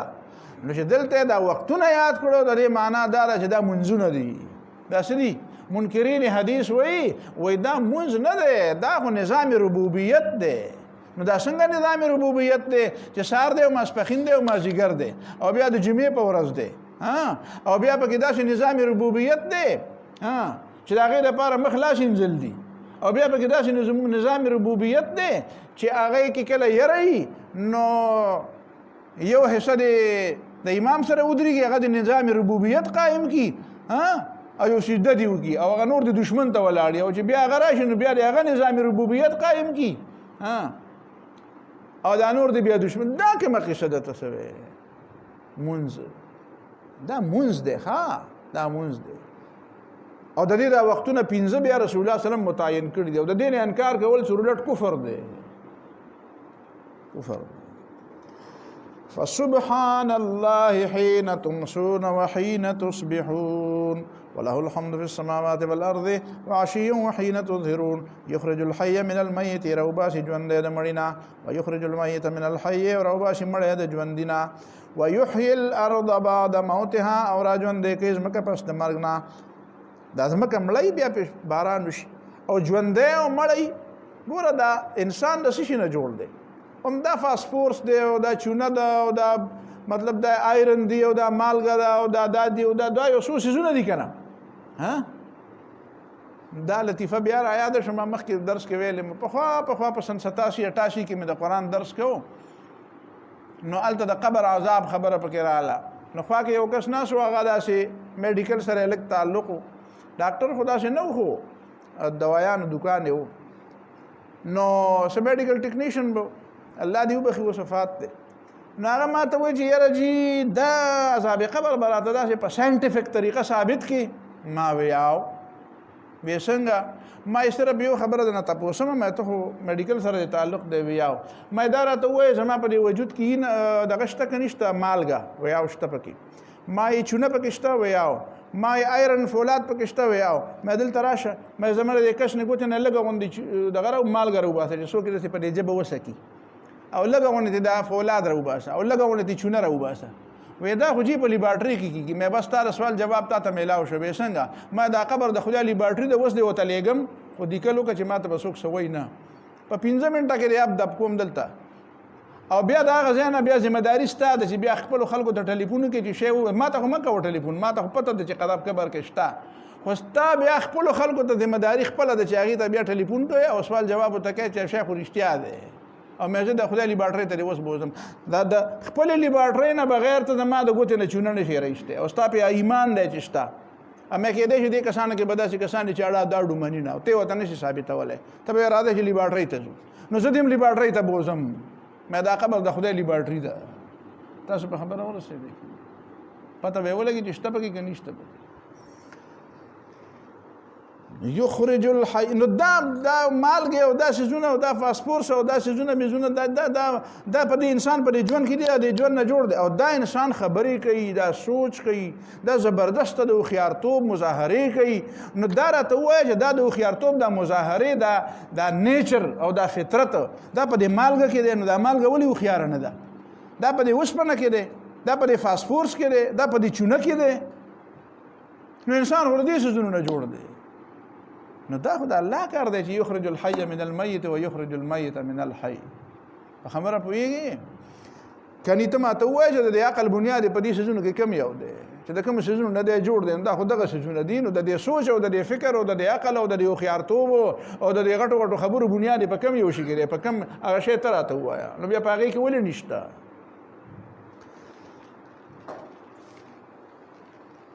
وکذالک تخرجون همداسې به تاسو د دې ځمکې نه رایستی کیدی شئ ومن آیاته یو د الله تعالی د توحید په نښو کې دا ده ان خلقکم من تراب چې تاسو یې پیدا کړي د خاورونه نو ثم اذا انتم بیا تاسو دغه کسان چې د بشرون انسانان یې تنتشرون چې خواره واره تاویږئ ګوڼ ګوڼ دې خوا دې خوا تاویږئ هله ګولم جوړه کړې ده ومن آیاته او د الله تعالی د قدرت په نښو کې دا ده ان خلق لکم من انفسکم ازواجا چې پیدا یې کړه ستاسو دپاره ستاسو د ځانونو نه بیبیانې لتسکنو الیها چې تاسو د هغې ته په خوا کې سکون حاصل کې وجعل بینکم موده ورحمه او الله تعالی پیدا کړه ستاسو په منځ کې دوستي او مهرباني ان فی ذلک لآیات لقوم یتفکرون بېشکه په دې کې نښې د خلکو دپاره چې سوچ کوي دې کې دوه خبرې دي اوله خبره دا ده چې انسان به حیثیت انسان چې الله تعالی په دې کې دا صنف نه وی پیدا کړی دا صنفي امتیاز نه وی پیدا کړی چې دا یو نر دی او دا بله ښځه ده او د دې دواړو د یو بل ته الله تعالی احتیاج نه وی پیدا کړی چې دا یو صنف دی بل صنف ته محتاج دی نو بیا به د انسان متمدن نه وی دا څومره تمدن دا څومره سوشیالوجي دا علوم چې دا را پیدا دي او دا څومره سوشیالوجي چې ته په د انسانانو په د اجتماعیت کې وینې نو د دې اجتماعیت بنیاد چې دی هغه عمدا دی چې دا صنفي تقابل دی او دا صنفي امتیاز دی او د یو صنف او د بل صنف په منځ کې دا کشش دی که دا کشش نه وی نو نه به دا علومو نه به دا تمدنو نه به دا دنیا داسې ښارونه آبادو او نه به دا علوم را پیدا شوي او نه به دا سیاست او نه به دا معیشت او نه به دا معاشرت دا سیاست دا معیشت دا معاشرت دا اجتماعي علوم دا سوشیالوجي او دا سوشل ساینسز دا علوم عمرانی دا په دې وجه پیدا دي چې الله تعالی انسانانو کې دا دوه صنفه پیدا کړي دي بیا دا دوه صنفونه یو بل ته محتاج کړي دي دې دپاره د یو بل ته رغبت پیدا کړی دی د هغې رغبت په نتیجه کې خاندان جوړیږي بیا هغه خاندان ځان له کور جوړوي بیا هغه ځان له لارې جوړوي بیا هغه ځان له نور خلک راولي او بیا کلی جوړیږي بیا د هغې په منځ کې اختلافات راځي نو بیا نظام جوړیږي دا ټول څیزونه د دې بنیاد همدا صنفي امتیاز او دا صنفي د یو بل سره دا تعلق دی چې دا یو دی بل ته محتاج دی او دا بل دی بل ته محتاج دی دا یو دی یو ته ورکوږ دی او دا بل دی بل ته راکوږ دی دا خو هغه عمومي خبره شوه بیا راځو خاندان له صرف ښځه او خاوند چې دي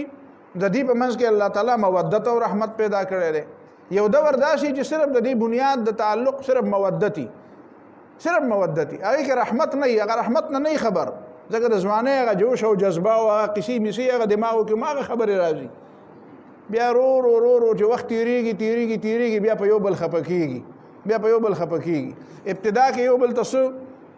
ګیلې میلې او څه خفګانونه راځي بیا چې هغه بابا هم سپین ګیره شي او هغه بیا هم سپین سري شي نو بیا د بچو نه هم ګیلې میلې را پیدا شي نو هغه بابا وایي بس زما دپاره د خپله بوډۍ پوره ده تاسو ځای مې ورک شئ تاسو ته مې حاجت نشته بس دا زما د بوډۍ ټیک ده او هغه بوډۍ وایي زما دا سپین یخته پوره دی وایي لوربره کېږئ تاسو ته مې حاجت نشته نو هغه وخت کې بیا یو بل سره رحمت را پیدا شي مودت او رحمت درېیمه خبره دلته دا بنیاد دی چې د خاندان تعلق چې کوم دی دا په قوانینو نه دی خاندان په دې نه کېږي چې ته راشئ یو لست دلته د خواښې او د انګور په منځ کې جګړه ده زه کله د ماشومانو ته وایم زه د انګور به دی که خواښې به دی نو اکثر خو دې وي خواخې به دی نو زه هم تله خواخې شوی نه کني نو بیا به پته ولګي چې نګور به دی که خواخې به دی چې ته خواخې شوې زه نه بیا تپوس وکړم دا ډېرې خواخیانې راجمع کړو تپوس ته وکړم چې نګور به دی که خواخې نو ټولې خواخیانې به وایي چې نګیندې به دي خو تاسو اوس لا نګیندې نو تاسو وایئ چې خواخیانې به دي او دا انګور بله څوک نه دا خواښې بله څوک نه خو همدغه انګور چې بله ورځ بیا خواښې شي نو د خواښې او د انګور په منځ کې به دې خبره کې اختلاف راشي چې یاره جي دا کارونه به په کور کې څوک کوي نو بیا پکې یو ځلې ما ته پخوا خبره د 15 کاله مخکې نو هغه انګور ما ته وایي چې داسې چل وکړه چې ما له یو لسټ ولیکه د برې باورچي خانه کې وایي ځان دوم چې زه به دا کار کوم او دا به نه کوم نو ما ورته وایي چې دا کارونه چې د لسټونه شي دا بیا نه کېږي قرآن دې دپاره قانون نه دی ویلی قرآن دې دپاره دا ویلی دی چې د کور او د خاندان نظام به کېږي په څه به بنیاد مودتا و رحمه دا چې پکې نګوره ډوي نه او تش رونه خویندې پکې نو دغه نظام څنګه ښه چلېږي خورور پر ور خپه کېږي او ورور په خور خپه کېږي او خور پر ور خپه کېږي ټول په یو بل دا یو کار وکړي بل هغه بل کار وکړي نو دا چې لسټونه چا نه لیاوې ځان کړي یاره د ما خدا کار دی او که په لیست کې لیکلی نو ښه ده که نه په لیست کې نه ولیکلی نو داسې لیست به یو خدای جوړ کړي او انسان خو داسې لیست نشي جوړولی ځکه چې هغه لیست جوړ کړي او په هغې کې یو داسې کار را پیدا شي چې هغه بیا په هغه لیست ته ګوري دا خو پکې نه و هلته بار میلمانه به ناسي او دلته به ښځه وایي چې په لیست کې خو دا نشته نو دا خبرې خو نه کېږي داسې وجعل بینکم د خاندان بنیاد چې دی هغه مودتا و رحمه دی او د مغرب د نظام نه مودت او رحمت وتی دی هلته بنیاد صرف پیسه ده نو چې پیسه ده نو خاندان تباه شو چې مودت او رحمت ته لري نو خاندان بیا په څه باندې برقرار پاتې کېږي دا مطلب شو ان فی ذلک الآیات لقوم یتفکرون بشک په دې کې نښې د خلکو دپاره چې سوچ پې کوي ومن آیاته او د الله تعالی د قدرت په نښو کې دا ده چې خلق السماوات والارض پیدا کول اسمانونو د ځمکو دي واختلاف السنتکم والوانکم او اختلاف د ستاسو د ژبو او د رنګونو ژبې او رنګونه ژبې مطلب دا هم دی چې ژبې د ژبو ته هم وایي چې ژبې مختلفې دي څوک انکو وایي څوک پښتو وایي څوک پنجابي وایي څوک بنګالي وایي څوک عربي وایي څوک انګریزي وایي او ژبې د لهجې ته هم وایي یو ژبه ده یو پښتو ده خو په هغې کې بې شمېره لهجې دي د یوسفزو لهجه جدا ده پوه شي په خبره باندې د خټکو لهجه جدا ده بیا د وزیرستان او د کوټې والا د کاکړو والا د هغې جدا ده او د بل چا جدا ده او د شنوار جدا ده او د افغانستان جدا دا لهجې جدا دي بیا چې لهجې جدا دي بیا نغمې جدا دي یو لهجه یو سړی دی یو خاندان دی یوې ژبه ده یوې لهجه ده خو د یو اواز ته جدا پیژنې او د بل اواز جدا پیژنې نو السنتکم کې دا ټولې خبرې راغلې ژبه لهجه نغمې ته نه وایي هغه چې ټینګه ټینګه کوي هغه یا نه یادوم هغه نغمه نه یادوم نغمه معنا دا ده د سړي اواز د هر سړي د دې کټوی نه او د دې ورکوټې غوندې کټوی نه چې کوم اواز راوځي هغه جدا جدا دی چې ته چې اواز وکړې ته پته لګي دا فلان کې دی او دې اوازونو باندې څومره خلک یو بل بیا پیژني په دې اوازونو باندې څومره والوانکم او ستاسو د رنګونو هلکه دنیا کې به څو رنګونه یې ټول دا ته وشمارئ او د هر انسان رنګ د بل رنګ نه جدا دی هغې د دې رنګونو د ځان نه ځان له نوم کېدی د هر انسان رنګ د بل رنګ نه جدا او د بل نه جدا دی نو دې رنګ له ځان له نوم کېدی نو څنګه به له نوم دی واختلاف السنتکم والوانکم او اختلاف د رنګونو ستاسو د ژبو د رنګونو دا د الله تعالی دلیل دی یو عرب د ما سره و اوس شته دی ما خو ویدي کې نه شهید شوی دی خو بیا یو شل کاله پس پته ولګېده چې ژوندی دی خوشحاله شوم پرې مونږ د ډېرو دعاګانې کړې اوس په استنبول کې دی نو هغه یو ځل ما سره په دې خبره کې اختلاف وکړو ما ته وی چې اسلام په دنیا کې غالب شي دا ټولې ژبې به موږ ختموو ما وی ستا پلار و د ما پښتو ختمه کړي ده به برابر کړه ګپ مې ورسره ما ته به پښتو څنګه ختمې وی د پښتو به ته بیا نه عربي به وی ما یې که په دې خبره راته کوې چې عربي ښه ژبه ده ویل پکار دي نو زه یې دا ویم ستا نه بغیر زه ویم قرآن پکې دی پیغمبر په عربۍ دی پکې خبرې کوي حدیث په عربۍ جنت پکې عربي ده علم دی پکې خو که ته وایې چې پښتو پکې حرامه ده نو دا د کوم ځای نه ته وایې نو بیا مې ورته دا آیات وایي واختلاف السنتکم والوانکم نو نور هم عرب را سره ناست په هغه وخت کې هغې ورته وایي خانه خبره دی خرابه ده بې دلیل دی خراب دی ما د خدای دلیل د خدای د وحدانیت دلیل دی دا ژبې دا چا ویلي ژبې به ختمې پیغمبر علیه السلام ویلي ژبې به ختمو ژبې ختمول خو پکې نشته خو د خدای د توحید دلیل دی ان فی ذلک لآیات للعالمین. دا چې د اسلام د غلبې خبره کوي او دا چې پکې ناشنا ناشنا خبره کوي چې بیا به داسې شي بیا به داسې نو څه وایي نو به د هر سړي خپله خوښه ده چا څه وویل. ان فی ذلک لآیات للعالمین، بېشکه په دې کې نښې ده علماو دپاره عالمین. ومن آیاته یو د الله تعالی د توحید په نښو کې منامکم باللیل، خوب ستاسو دی د شپې و النهار او د ورځې، وابتغاؤکم من فضله او رټول ستاسو دي د الله تعالی د فضل نه. خوب د شپې هم کېږي او د ورځې هم کېږي، خو اصولا دا ده چې منام باللیل او ابتغاؤکم من فضله بالنهار، اصولا داسې. ان فی ذلک لآیات لقوم یسمعون، بېشکه په دې کې نښې دي د خلکو دپاره چې اوري خبره. چا به د یسمعون دلته څه مطلب و؟ نو مطلب یې دا دی چې کله کله سړی په خپله په خبره نه پوهېږي خو چاته غوږ خو کېږي که نه. او چا وی چې دلته د نوم خبره راله نو سړی چې وده وي نو چې د هغه په وخت کې څه کېږي نو بیا به د بل چا نه اوري چې زه وده وم نو څنګه چلو او یې خڼېدې او یې نه ته نه خڼېدې. کله کله سړی دې نه انکار کوي، وایي لکه ته چې وده وې زه خو دې په ټوله شپه په خڼارې د خوب نه ویستلی یم، زه خو نه خڼېږم. په خبره باندې پوه شو. زمونږ استاد و مشر مولانا نو هغه ما هغه په یو ځای کې میلمانه وو، نو په یو کمره کې و نو ما ته وایي خو زه خو د کشر وم، دا ډېره مخکینۍ خبره ده، د هغه سن 86 خبره ده. نو خو مشر عالم و نو ما ته یې وایي چې ته خو ما سره په دې کمره کې یو ځای سملې خو ته خو خڼېږې نه. نو ما وایي نه ده ته خو مې نه شي ویلی چې ته خو نه خڼېږې. او هغه خو چې د سترګې پټې کړې او چې کوم ټیکټر د سټارټ کړ بلکل ټیکټر چې څنګه سټارټ کړي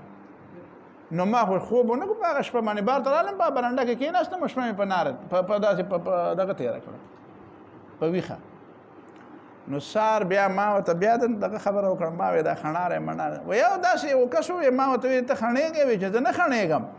وایي بیا خڼېده ډېر زیات. وایي ما ورته وایي چې لکه تا خو زه د خوبه ویستم ته خو خڼېدې. وایي راته وایي چې پیغمبر علیه السلام چې به خڼېده او نبي علیه صلات وسلام خو به شته دی احادیثو کې چې نبي علیه صلات وسلام به دا چې کوم خڼارې وایي دا ځینې خڼارې دغه چې دی دا د صحت علامت دی، نو خڼارې به یې کړه. نو وایي ما ورته وایي چې پیغمبر علیه السلام خڼېده او ته خڼېدې. نو ما یې که اوس دغه ټکی تا ته ووایم خو بس نشم ویلی ځکه چې خبره خو همدغسې وه. خجی منامکم باللیل والنهار وابتغاؤکم من فضله ان فی ذلک لآیات، بېشکه په دې کې نښې دي ډېرې نښې لقوم یسمعون. ومن آیاته او د الله تعالی په نښو کې دا ده چې یریکم البرق، تاسو ته ښیي دا برق پړق بریښ د بجلۍ ده خوفا د یرې دپاره چې یره به شي چې تندر به را پرېوځي، یره به چې سیلاب به راشي، یره به چې کوټه به راوساسي. تاسو خو د دې نه اوس نه خبر، دا پخوا به پکې دام وه چې کوټه به هم راساسي چې باران شي. وطمعا او د تمې دپاره چې باران به وشي نو موسم به ښه شي، هوا به صفا شي، کوڅې به صفا شي، شینکۍ به را زرغون شي، فصلونه به را زرغون شي. وینزل من السماء ماء، او رالیږي الله تعالی بیا د اسمان نه او د بره نه اوبه. فیحیی به الارض بعد موتها، نو ژوندی کوي په دې باندې ځمکه پس د دې د مرګ نه. ان فی ذلک لآیات، بېشکه په دې کې نښې دي لقوم یعقلون، دا خلکو دپاره چې د عقل نه کار اخلي. اوس تاسو دې ته ګورئ که نه چې دلته د باران دا ذکر څنګه راغی. وایي خبره دا ده چې دا باران درته ښیي نو د دې مطلب دا دی چې څنګه چې د اسلام دا غلبه ده که نه، قرآن د غلبې خبره کوي چې دا یومئذ یفرح المؤمنون بنصر الله، مؤمنان به د الله تعالی په مدد خوشحاله شي. نو د الله تعالی مدد چې راشي که نه نو د الله تعالی د مدد مثال د باران دی. چې باران وشي نو شنکي به را زرغون شي او څه به پکې سیلابونه هم راشي، څه خلک به پکې داسې وي که نه، جنګونه به پکې کېږي، سزاګانې به پکې میلاویږي، خلکو ته به پکې سزاګا باطل پرستو لا، غلطو خلکو لا، ډاکوانو لا، ظالمانو لا خو به سزاګانې میلاویږي پکې که نه. نو په دغه سیاق و سباق کې ورته ګوره. ومن آیاته، یو د الله تعالی د توحید په نښو کې دا ده چې ان تقوم السماء والارض بامره، چې ولاړ دی اسمان او ځمکه د هغه په حکم. ته ورته ګریویټي وایه او که څه نوم ولک دی ولکې ده، خو دا اصل کې د الله تعالی حکم دی. او چې الله تعالی په حکم وکړي چې بیا وران شه نو بیا به ګریویټي مریویټي بیا نه وي، ستا قوانین موانین به بیا تلي راغلي، بیا به هر څه بیا به دا اسمان او د ځمکې فهیه یومئذ واهیه، بیا به هر څه سس پسې بیا بامره، اصل کې د الله تعالی په حکم ولاړ دي. ثم اذا دعاكم دعوه من الارض بیا چې کله تاسو ته الله تعالی راوبلی را بلل د دې ځمکې نه چې د قبرونو را پاسې اذا انتم تخرجون نو تاسو بیا راوځئ د قبرونو وله من فی السماوات والارض او د الله د پاره دی هغه څوک چې په اسمانونو کې دی او په ځمکو کې دی کل له قانتون ټول د الله تعالی تابعدار دی څوک په خوخه او څوک په ناخوخه هغه کافر هم تابعدار دی څنګه تابعدار دی نو وایي چې په کوم ورځ خدای پیدا کړو نو دغه ورځ نه مخکې پیدا شوی وای کنه او چې په کوم خاندان کې خدای پیدا کړو نو دغه نه په بل کې پیدا شوی وای کنه چې د دونه نر دی وهو الذي الله تعالی ذات يبدأ الخلق ثم يعيده چې اول د پیدائش کړي او بیا به واپس کوي وهو اهون عليه او دا الله تعالی ته ډیر آسان دی او بل وته ګران نه دی دا وته ډیر آسان دی نو ډیر آسان دی نو بل وته لږ آسان دا انسان د سی وای چې دا اول ځل نکار ډیر آسان نه او ورستو بیا ډیر آسان دی په دې سیاق سباق کې ویلي دي وله المثل الاعلى او د الله تعالی د پر لوی حالت دی او لوی شان دی المثل حالت وله المثل الاعلى او د الله تعالی لوی شان دی په السماوات والارض په اسمانو او پزمو کې لوی شان صرف د الله تعالی دی ځکه چې حکم داغه چلی وهو العزيز الحكيم الله تعالی غالب او حکمت والا دی اوس بیا د توحید خبره کوي تاسو ته ماوي کنه چې هغه دغه پرې خو ده په زیاده دی چې د روم او د ایران تبصری کوله چې داسې به وشي او بیا به دا وشي او بیا به دا وشي نه نه بس هغه په ځای پرې خو ده دا پرې ده اوس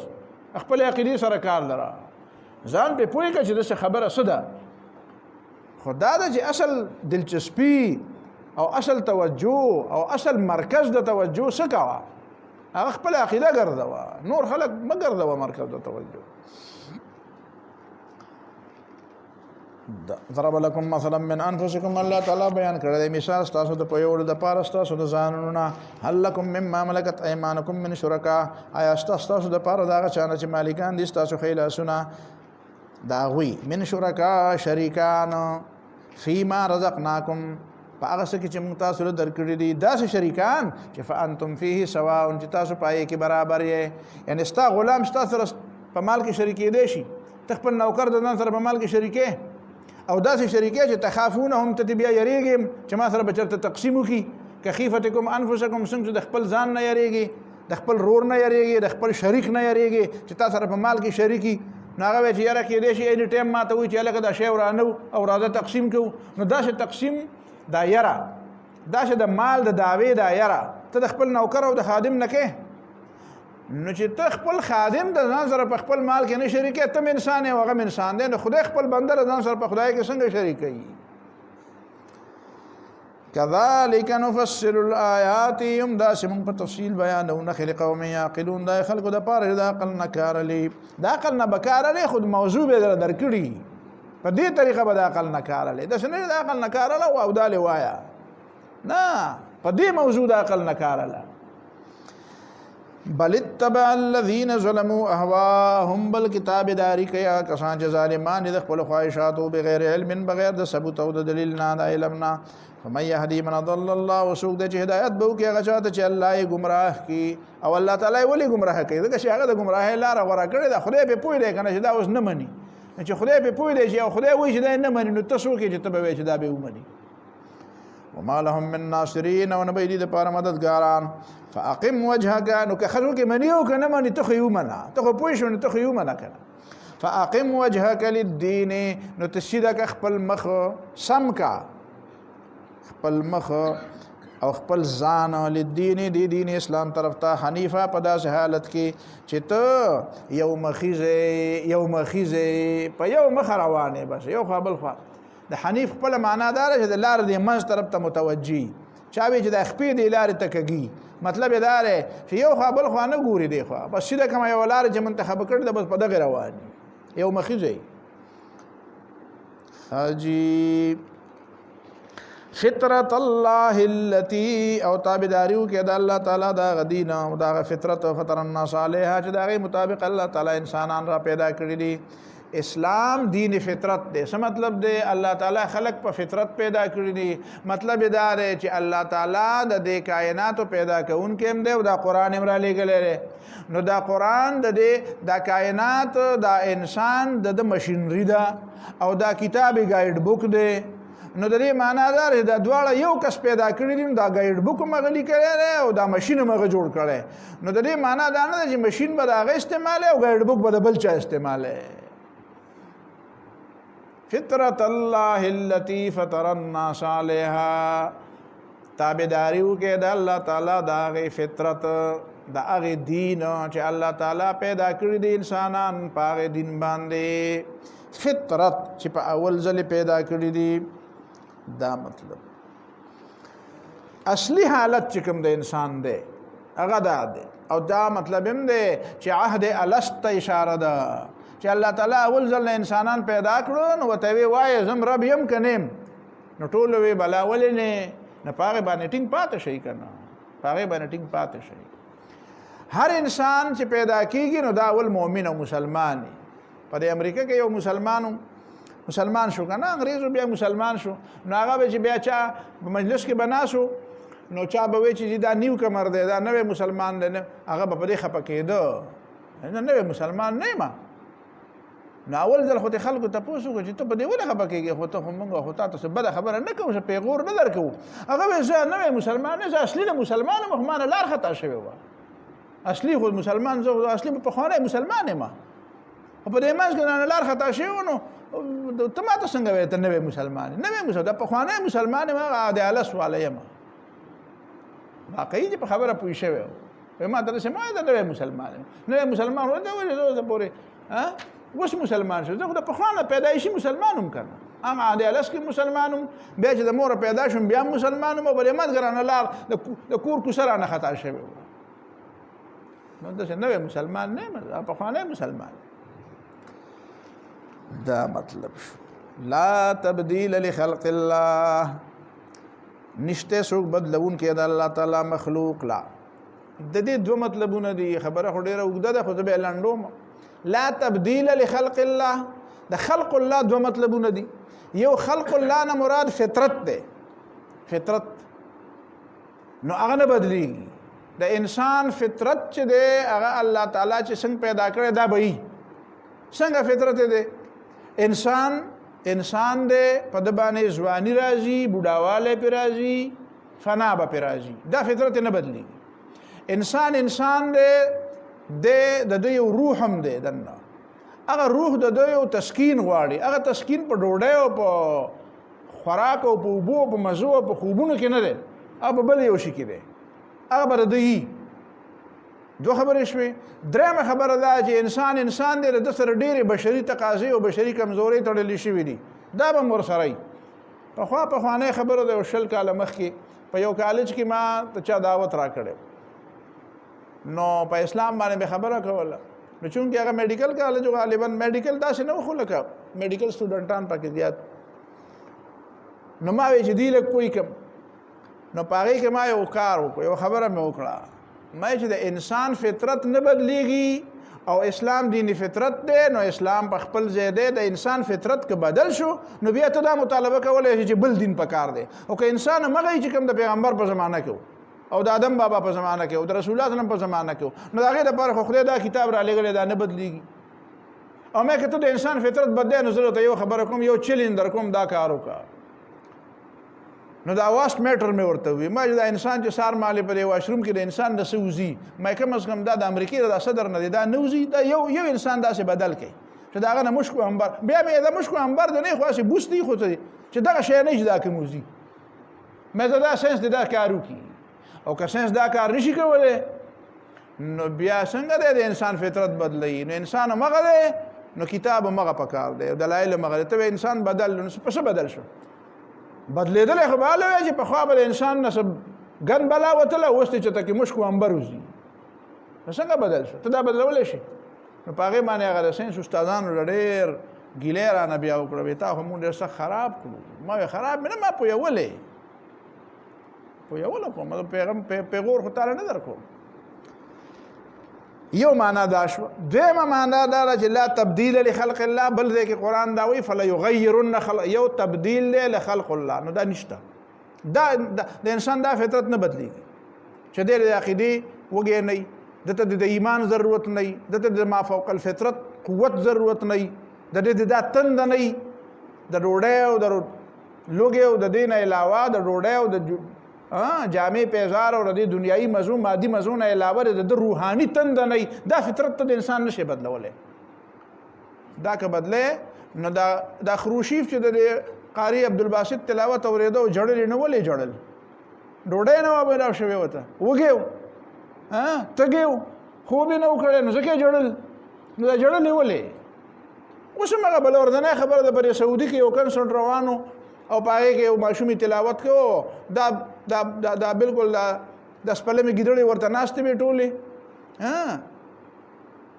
دا اختیم داسې او جړلې ورته نو دا جاړې ولې ځکه چې دا انسان دا روحاني تند د انسان په فطرت کې ده نو لا تبدیل لخلق الله دا نه بدلیږي تا ته نشي بدلو دا د دنیا جهان ته څه خواري وکړي که نه خو د انسان نه ته روحاني تند نشي لرې کولی دا به وي دویمه یو خبره بله ده چې هغه د تغییر فی دا د تبدیل لخلق الله بل د تغییر فی خلق الله شیطان دا کار کوي شیطان وی ولا امرنهم فلا يغيرن خلق الله زبدی ته تعلیم ورکوما نو دی به الله تعالی په خلق کې سبا کوي نو د دې نه مطلب هغه خلق نه دی د دې نه مطلب د انسان هغه پیدایش دی چې هغه د انسان په ځای باندې یو انسان نه بل شی جوړي د انسان نه یا زناور جوړي لکه دا چې د یورپ د انسان نه زناور جوړي دي کنه جوړي تاسو به کتلی کنه په نت باندې اوسه په کالج کې وړو ته خیم هم انسان د سړي نه ځان سپې جوړ کړي خپل سر ته یو شی ورچولې او سپې او بل ته وی په ما کې لکه د سپې په شان پټه واچو او د بغب غب کوم او مال د اخوان راکړي دا چل ورته چاو خود دا د فلا يرن فير یا سړی له هغه مصنوعي د ځان خزه جوړ کی یا خزه د ځان مصنوعي سړی جوړ کی دا یورپ چې وي خزه له حقوق ورک کنه نو څنګه حقوق ورک خزه له خزه په حیثیت حق ورک نه د خزه نه مصنوعي او جعلي سړی جوړ کو نو ځکه ولا حق ورک کني چې خزه واغه له حق ورکړل دغه ته اوسم بدګوري خزه هغه چې هغه په کور کې ناشته هغه بچی راوړي هغه بچی سنبالي نو چې کوم خزه په کور کې ناشته یو بچی راوړي او بچی سنبالي هغه ته هغه مغرب بدګوري ولې خزه نه ده خو چې بار ګرځي د سړو په شانې وای کنده سکنده ملا کړه وګ په وګ ګرځي شانه بشانه چې شانه بشانه ګرځي خو اته مصنوعي سړی کنه جعلي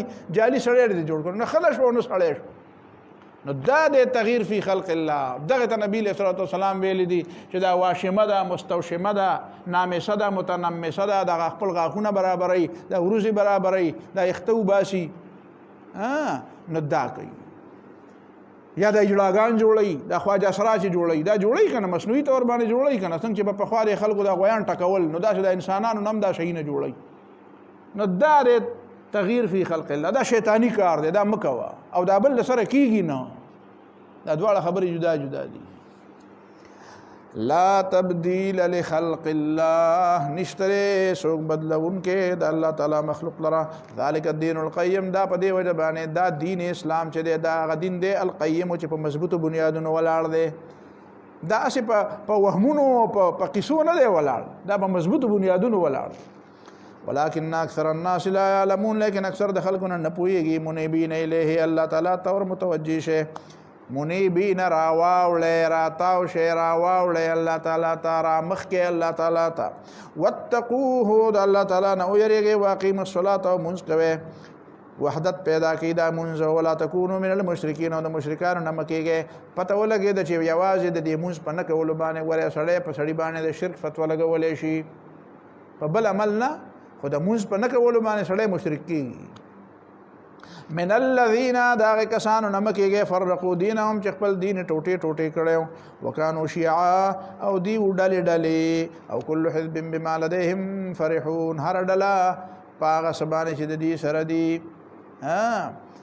نو اغا فرحون اغا خوشاله دي خیال جن دي ځان ته ډېر خیال جن دي ځان ته ډېر غاویر دي چې نه زما دا ډله خدا اشه دې آیاتونو کې ډېر سوچ وکړئ دې کې دنه ډېرې معنی دي ګوره قرآن وایي که نه منیبین الیه اول به په زړه کې انابت پیدا کړي چې انابت ته په زړه کې نه خدای طرف ته توجه نه د زړه د متوجه نه نو ستا عمل نه متوجه کېږي بیا واتقوه بیا به د حرام او حلالو پابندي کوئ دو خبرې شوې بیا واقیم الصلاة په دې پابندۍ کې به ستا سره مدد مونځ کوي په دې باندې مخکې خبره شوې وه اتل ما اوحی الیک من الکتاب ولا تکونوا من المشرکین. مونځ کوئ د مشرکانو نه مه کېږئ چې خدای ته نه ټیټېږي هغه به بل ته ټیټېږي. مونځ کې خدای ته ټیټېدل دي. نو چې مونځ کې خدای ته نه ټیټېږي نو د مونځ نه بغیر به د الله نه مخلوق ته به بے شمیره ته به ټیټي. وہ ایک سجدہ جسے تو گراں سمجھتا ہے ہزار سجدے سے دیتا ہے آدمی کو نجات. چې مونځ نه کوي خدای ته نه ټیټېږي نو دې معنا دار دی به بیا مخلوق ته ټیټېږي نو مشرک شو. او من الذين فرقوا دينهم دین ټوټې ټوټې کړی دی. مطلب دا دی چې بیا یوازې په دین نه کېږي نو چې بیا به یو ته ټیټېږي نو د هغه به ځان له دیني، هغه بل به مادې ته ټیټېږي د هغه به ځان له دیني، بل به قوم ته ټیټېږي د هغه به ځان له دیني، بل به چېرته کې مفاداتو ته ټیټېږي او د بل به لیډر ته ټیټېږي د هغه به ځان له دیني. به د دینونه بیا څه کړه فرقوا دینهم. یو دا صورت شو. وکانو شیعه. شیعه اصل کې شخصیت پرستی ته وایي. شیعه معنا دا نه چې هغه ډله چې د هغې ډلې اولنی بنیاد د یو سړي نه د تاوېدو نه شروع شوی دی. لکه شیعان علي او شیعان معاویه، د معاویه ډله او د علي ډله. نو مطلب یې دا دی چې اول د سړي نه چې بیا د سړي نه خلک را تاویږي نو بیا ورو هغه د سړي خبره زی بیا د هغې نه پوره یو داستان جوړ شي. نو کل حزب د هغې نه بیا ډله جوړه شي. حزب اول شیعتي، اول شیعی د سړي نه تاویږي، بیا د سړي نه د تاوېدو نه وروستو بیا د هغې نه یو پارټي یو ډله یو لویه قصه د هغې نو حزب د هغې نه. نو کل حزب بما لدیهم فرحون. بیا خلک هغه ډله بیا هغه ډله به تورېدله شي. سړی کله په ځای پاتې شي خو هغه ډله بیا پاتې شي، ډله راشي بیا د ډله به مرګ. تاسو په دې خبره وایئ ما په لنډه کې راتاو کړه خو تاسو په بیا سوچ کوئ. وَإِذَا مَسَّ النَّاسَ ضُرٌّ نو چې کله انسان ته ورسیږي تکلیف نو دعوا نو بیا زاری کوي ربهم خپل رب ته منیبین الیه او د زړه نه متوجي الله تعالی ته. ثم اذا ذاقهم منه رحمة بیا چې کله الله تعالی وسکی په دې باندې د خپل طرف نه مهرباني نو اذا فريق منهم بربهم یشرکون نو بیا یو ډله د دوی نه د خپل رب سره شرک کوي. لیکفروا بما آتیناهم کفر دی وکړي دا نعمتونه چې موږ دوی له ورکړي دي. ولیتمتعوا فتمتعوا نو ورته وایه مزې فسوف تعلمون نظر د چې پوی بشي چې دا مزید لخې نه وي او دا کفر هم در لخه نه و. دلته یو ټکي ته صرف وکې ده مس او اذاق. مس او اذاق بد دنیا دغه ده نو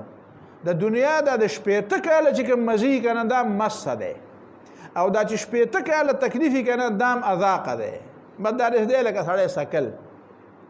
قرآن بل دی کې دا خبره کوي چې وَإِذَا أَذَاقَهُم مِّنْهُ رَحْمَةً أَذَاقَهُم دې باندې پوه شي او فَأَذَاقَهُمُ اللَّهُ لِبَاسَ الْجُوعِ وَالْخَوْفِ. اذاقهم وې دا مې د باندې دروسه کو. مطلب دا دی دنیا کې خوړل مړل داسې پوره نشته خو بس سکل دي. بس دا شپېته کاله اتیا کاله نه دی. د دې مثال داسې د سکې دی. اصل خوراک او اصل هغه دی چې هغه بیا ټول عمر وي. ام انزلنا علیهم سلطانا بلی را لګلې مونږ په دې باندې یو دلیل او یو سند د کفر. هو یتکلمون هغه سند خبرې کوي او ګواهي کوي بما كانوا به یشرکون دا هغه شرک چې دی کوي. انساني فطرت خو د توحید دی او د داسې لګیا دی لکه نعوذ بالله چې خدای یو سند دل را لګلې د بکس کې پټې خو دی او چې ما ته پته د مونږ راشتره د سند او دا غینه دا ثابتي نو دا چاره لګلې. وَإِذَا أَذَقْنَا النَّاسَ بیا أَذَقْنَا وَإِذَا أَذَقْنَا النَّاسَ چې کله موږ وسکو په انسان باندې رحمتن خپل مهرباني فرحو بها نو دې په مسو خوشاله شي. وَإِن تُصِبْهُمْ سَيِّئَةٌ او کو ورسیږي او تکلیف بما قدمت ایدیهم د خپل عمل لاسه اذا هم یقنطون نو دې بیا نا امیدي او نا امید ځکه چې کله دعای پوره قبول نشي. مخکې وی چې دعوا ربهم چې مصیبت ته ورسیږي نو رب ته زاری کوي او دلته وایي چې مصیبت ته ورسیږي نا امید دی. نو دا مطلب ځان له حالات دي یا د اولنا خو رب ته زاری کوي خو چې دغه دعا قبول نشي نا امید شي وایي دا نه قبلېږي. اولم يروا آیا دا خلق نګوري ان الله يبسط الرزق لمن يشاء ويقدر چې الله تعالی فراخ روزي ورکوي هغه چاله چې خوښ شي او تنگ روزي ورکوي. دا خلق د روزي فراخي د خدای پاک د خوشحالۍ سبب ګرځي او د روزي تنګېدل د خدای د خفګان وجه ګرځي. حالانکه خبره داسې نه ده. دا خدای الله تعالی د قدرت نښه ده. ان فی ذلک لآیات لقوم یؤمنون بشک په دې کې نښې د خلکو لپاره چې ایمان لري. ها د فراخي د روزي د روزۍ د فراخۍ وجه شته. هغه وجه څه ده چې خپل خپلوانو له حق ورکوه، غریبانانو مسکینانو له حق ورکوه، انفاق کوه، پیسې خرج کوه، نو روزي به دې فراخیږي. دا خبره ټیک ده. فآت ذا القربى حقه، نو ورکړه خپل رشته دارانو ته داغه حق، والمسکین او غریبانانو ته، وابن السبیل او مسافر ته. ذالک دا کار چې دی خیر للذین یریدون وجه الله، ورته دا کسانو د پاره چې غواړي الله تعالی رضا، واولئک هم المفلحون، او دا کسان هم دي کامیاب دي. وما آتیتم من ربا لیربو فی اموال الناس، او څه چې ورکوي تاسو سود چې د دې لپاره چې زیاتې وکړي، دا سود زیاتې وکړي په مالونو د خلکو کې، فلا یربو عند الله، د خدای په نزد نه زیاتېږي. ځکه د خدای په نزد باندې زیاتي د فګر زیاتېدو ته نه وایي، برکت جدا شی دی، فګر به ډېري خو برکت به پکې نه وي. هسې به دې لکه داسې چې دا اعداد شمار دي، صرف دا بجټ مجټ څه شی یاره، دا په دې زمونږ په دې وطن کې چې پیش کېږي داسې شی، دا تش د فګر جادوګري. زه په بانک کې پاتې شم، ما ته خو هغه دننه کلمې معلومې دي، په خبره باندې پوه شوې. خپل لاس دې خوښه ده چې دا فکر دې طرف ته اړی او که بل طرف ته اړی، داسې جادوګري وله ورځي، داسې جادوګري. پوه شي په خبره باندې چې موږ به دا کلوزینګ کوو په دې میاشتې په دې اخر کې، چې زه به ناست یم او ما به د دې جادوګرۍ ته کتل چې ما به وایي چې اوس به د دې نه سره وباسي، نو بد د خپلې خوښې نتیجه به یې ترې ایسته، نو د فکر نه به د خپلې خوښې نتیجه راوباسي. که نور په بیا ځان پوهې نو بیا ورشه تماشې وکړه. وما آتیتم من ربا، او څه چې ورکوئ تاسو سود لیربو فی اموال الناس، مطلب دا د انفاق په مقابله کې سود دی، که نه دی په سود زیاتېږي، الله وي په انفاق زیاتېږي. حاجي چې د 100 روپو نه 50 روپۍ لرې کې، نو د ده په نسبت باندې خو فکر کم شو 50 روپۍ، او چې 100 روپو باندې 10 روپۍ سود والی، نو فکر زیات شو 110 شو. خو خدای پاک وایي دا 95 ډېرې دي او دا 110 کمې دي، او ته په کم او په ډېرو نه پوهېږي، ته صرف ډېري ته ګورې، ته صرف د انسو د ډېروالي ته ګورې. فلا يربو عند الله، نو د الله په نزد نه زیاتېږي. وما آتیتم من زکات، او څه چې ورکوئ تاسو زکات، تريدون وجه الله، چې په هغې کې مطلب د الله تعالی رضا وي. فاولئک، نو دغه کسان چې دي هم المضعفون، دي خپل مال زیاتونکي دي، خپل اجر زیاتونکي دي. چا ویل دې مطلب دا سود دی، او چا ویل دې مطلب دا دی چې یو سړي لا په خاده کې څه یو څه چې بیا تعالی د هغې نه ډېر راوړي، نو کم از کم دا خو سود نه دی، خو دا کار کوه، ما په دې نیت یې مه کوه. اسی دوستی دی، دا ملګرتیا دی، دا ولا یوې څه خو په دې مه چې زما ولا یو جوړه ویله، ما له به سبا له 2 راوړي، اما ولا یو چانک چای وړه، ما له به سبا 2 چانکه راوړي، نو دا کار مه کوه. الله الذي خلقكم، الله تعالی غذات دی چې تاسو پیدا کړئ، ثم رزقكم، بیا در روزي درکوي، ثم يميتكم، بیا به وجني، ثم يحييكم، بیا به راژوندي کوي. هل من شرکائکم من يفعل ذلكم من ذلكم من شيء، تاسو به شرکانو کې دا شتا، تاسو به شرکاو کې دا سوچتا، يفعل من ذلكم من شيء، چې د دې کارونو کې چې تاسو شي کوي، چل روزي ور کوي، څوک وجني، څوک را پاسي. سبحانه، د الله تعالی پاکي بیان کې. الله ډېر اوچت دی، الله ډېر پاک دی، وتعالی او ډېر اوچت دی عما یشرکون، دا شرکونه چې دا خلک کوي. واخر دعوانا ربنا آتنا فی الدنیا حسنه وفي الآخرة حسنه وقنا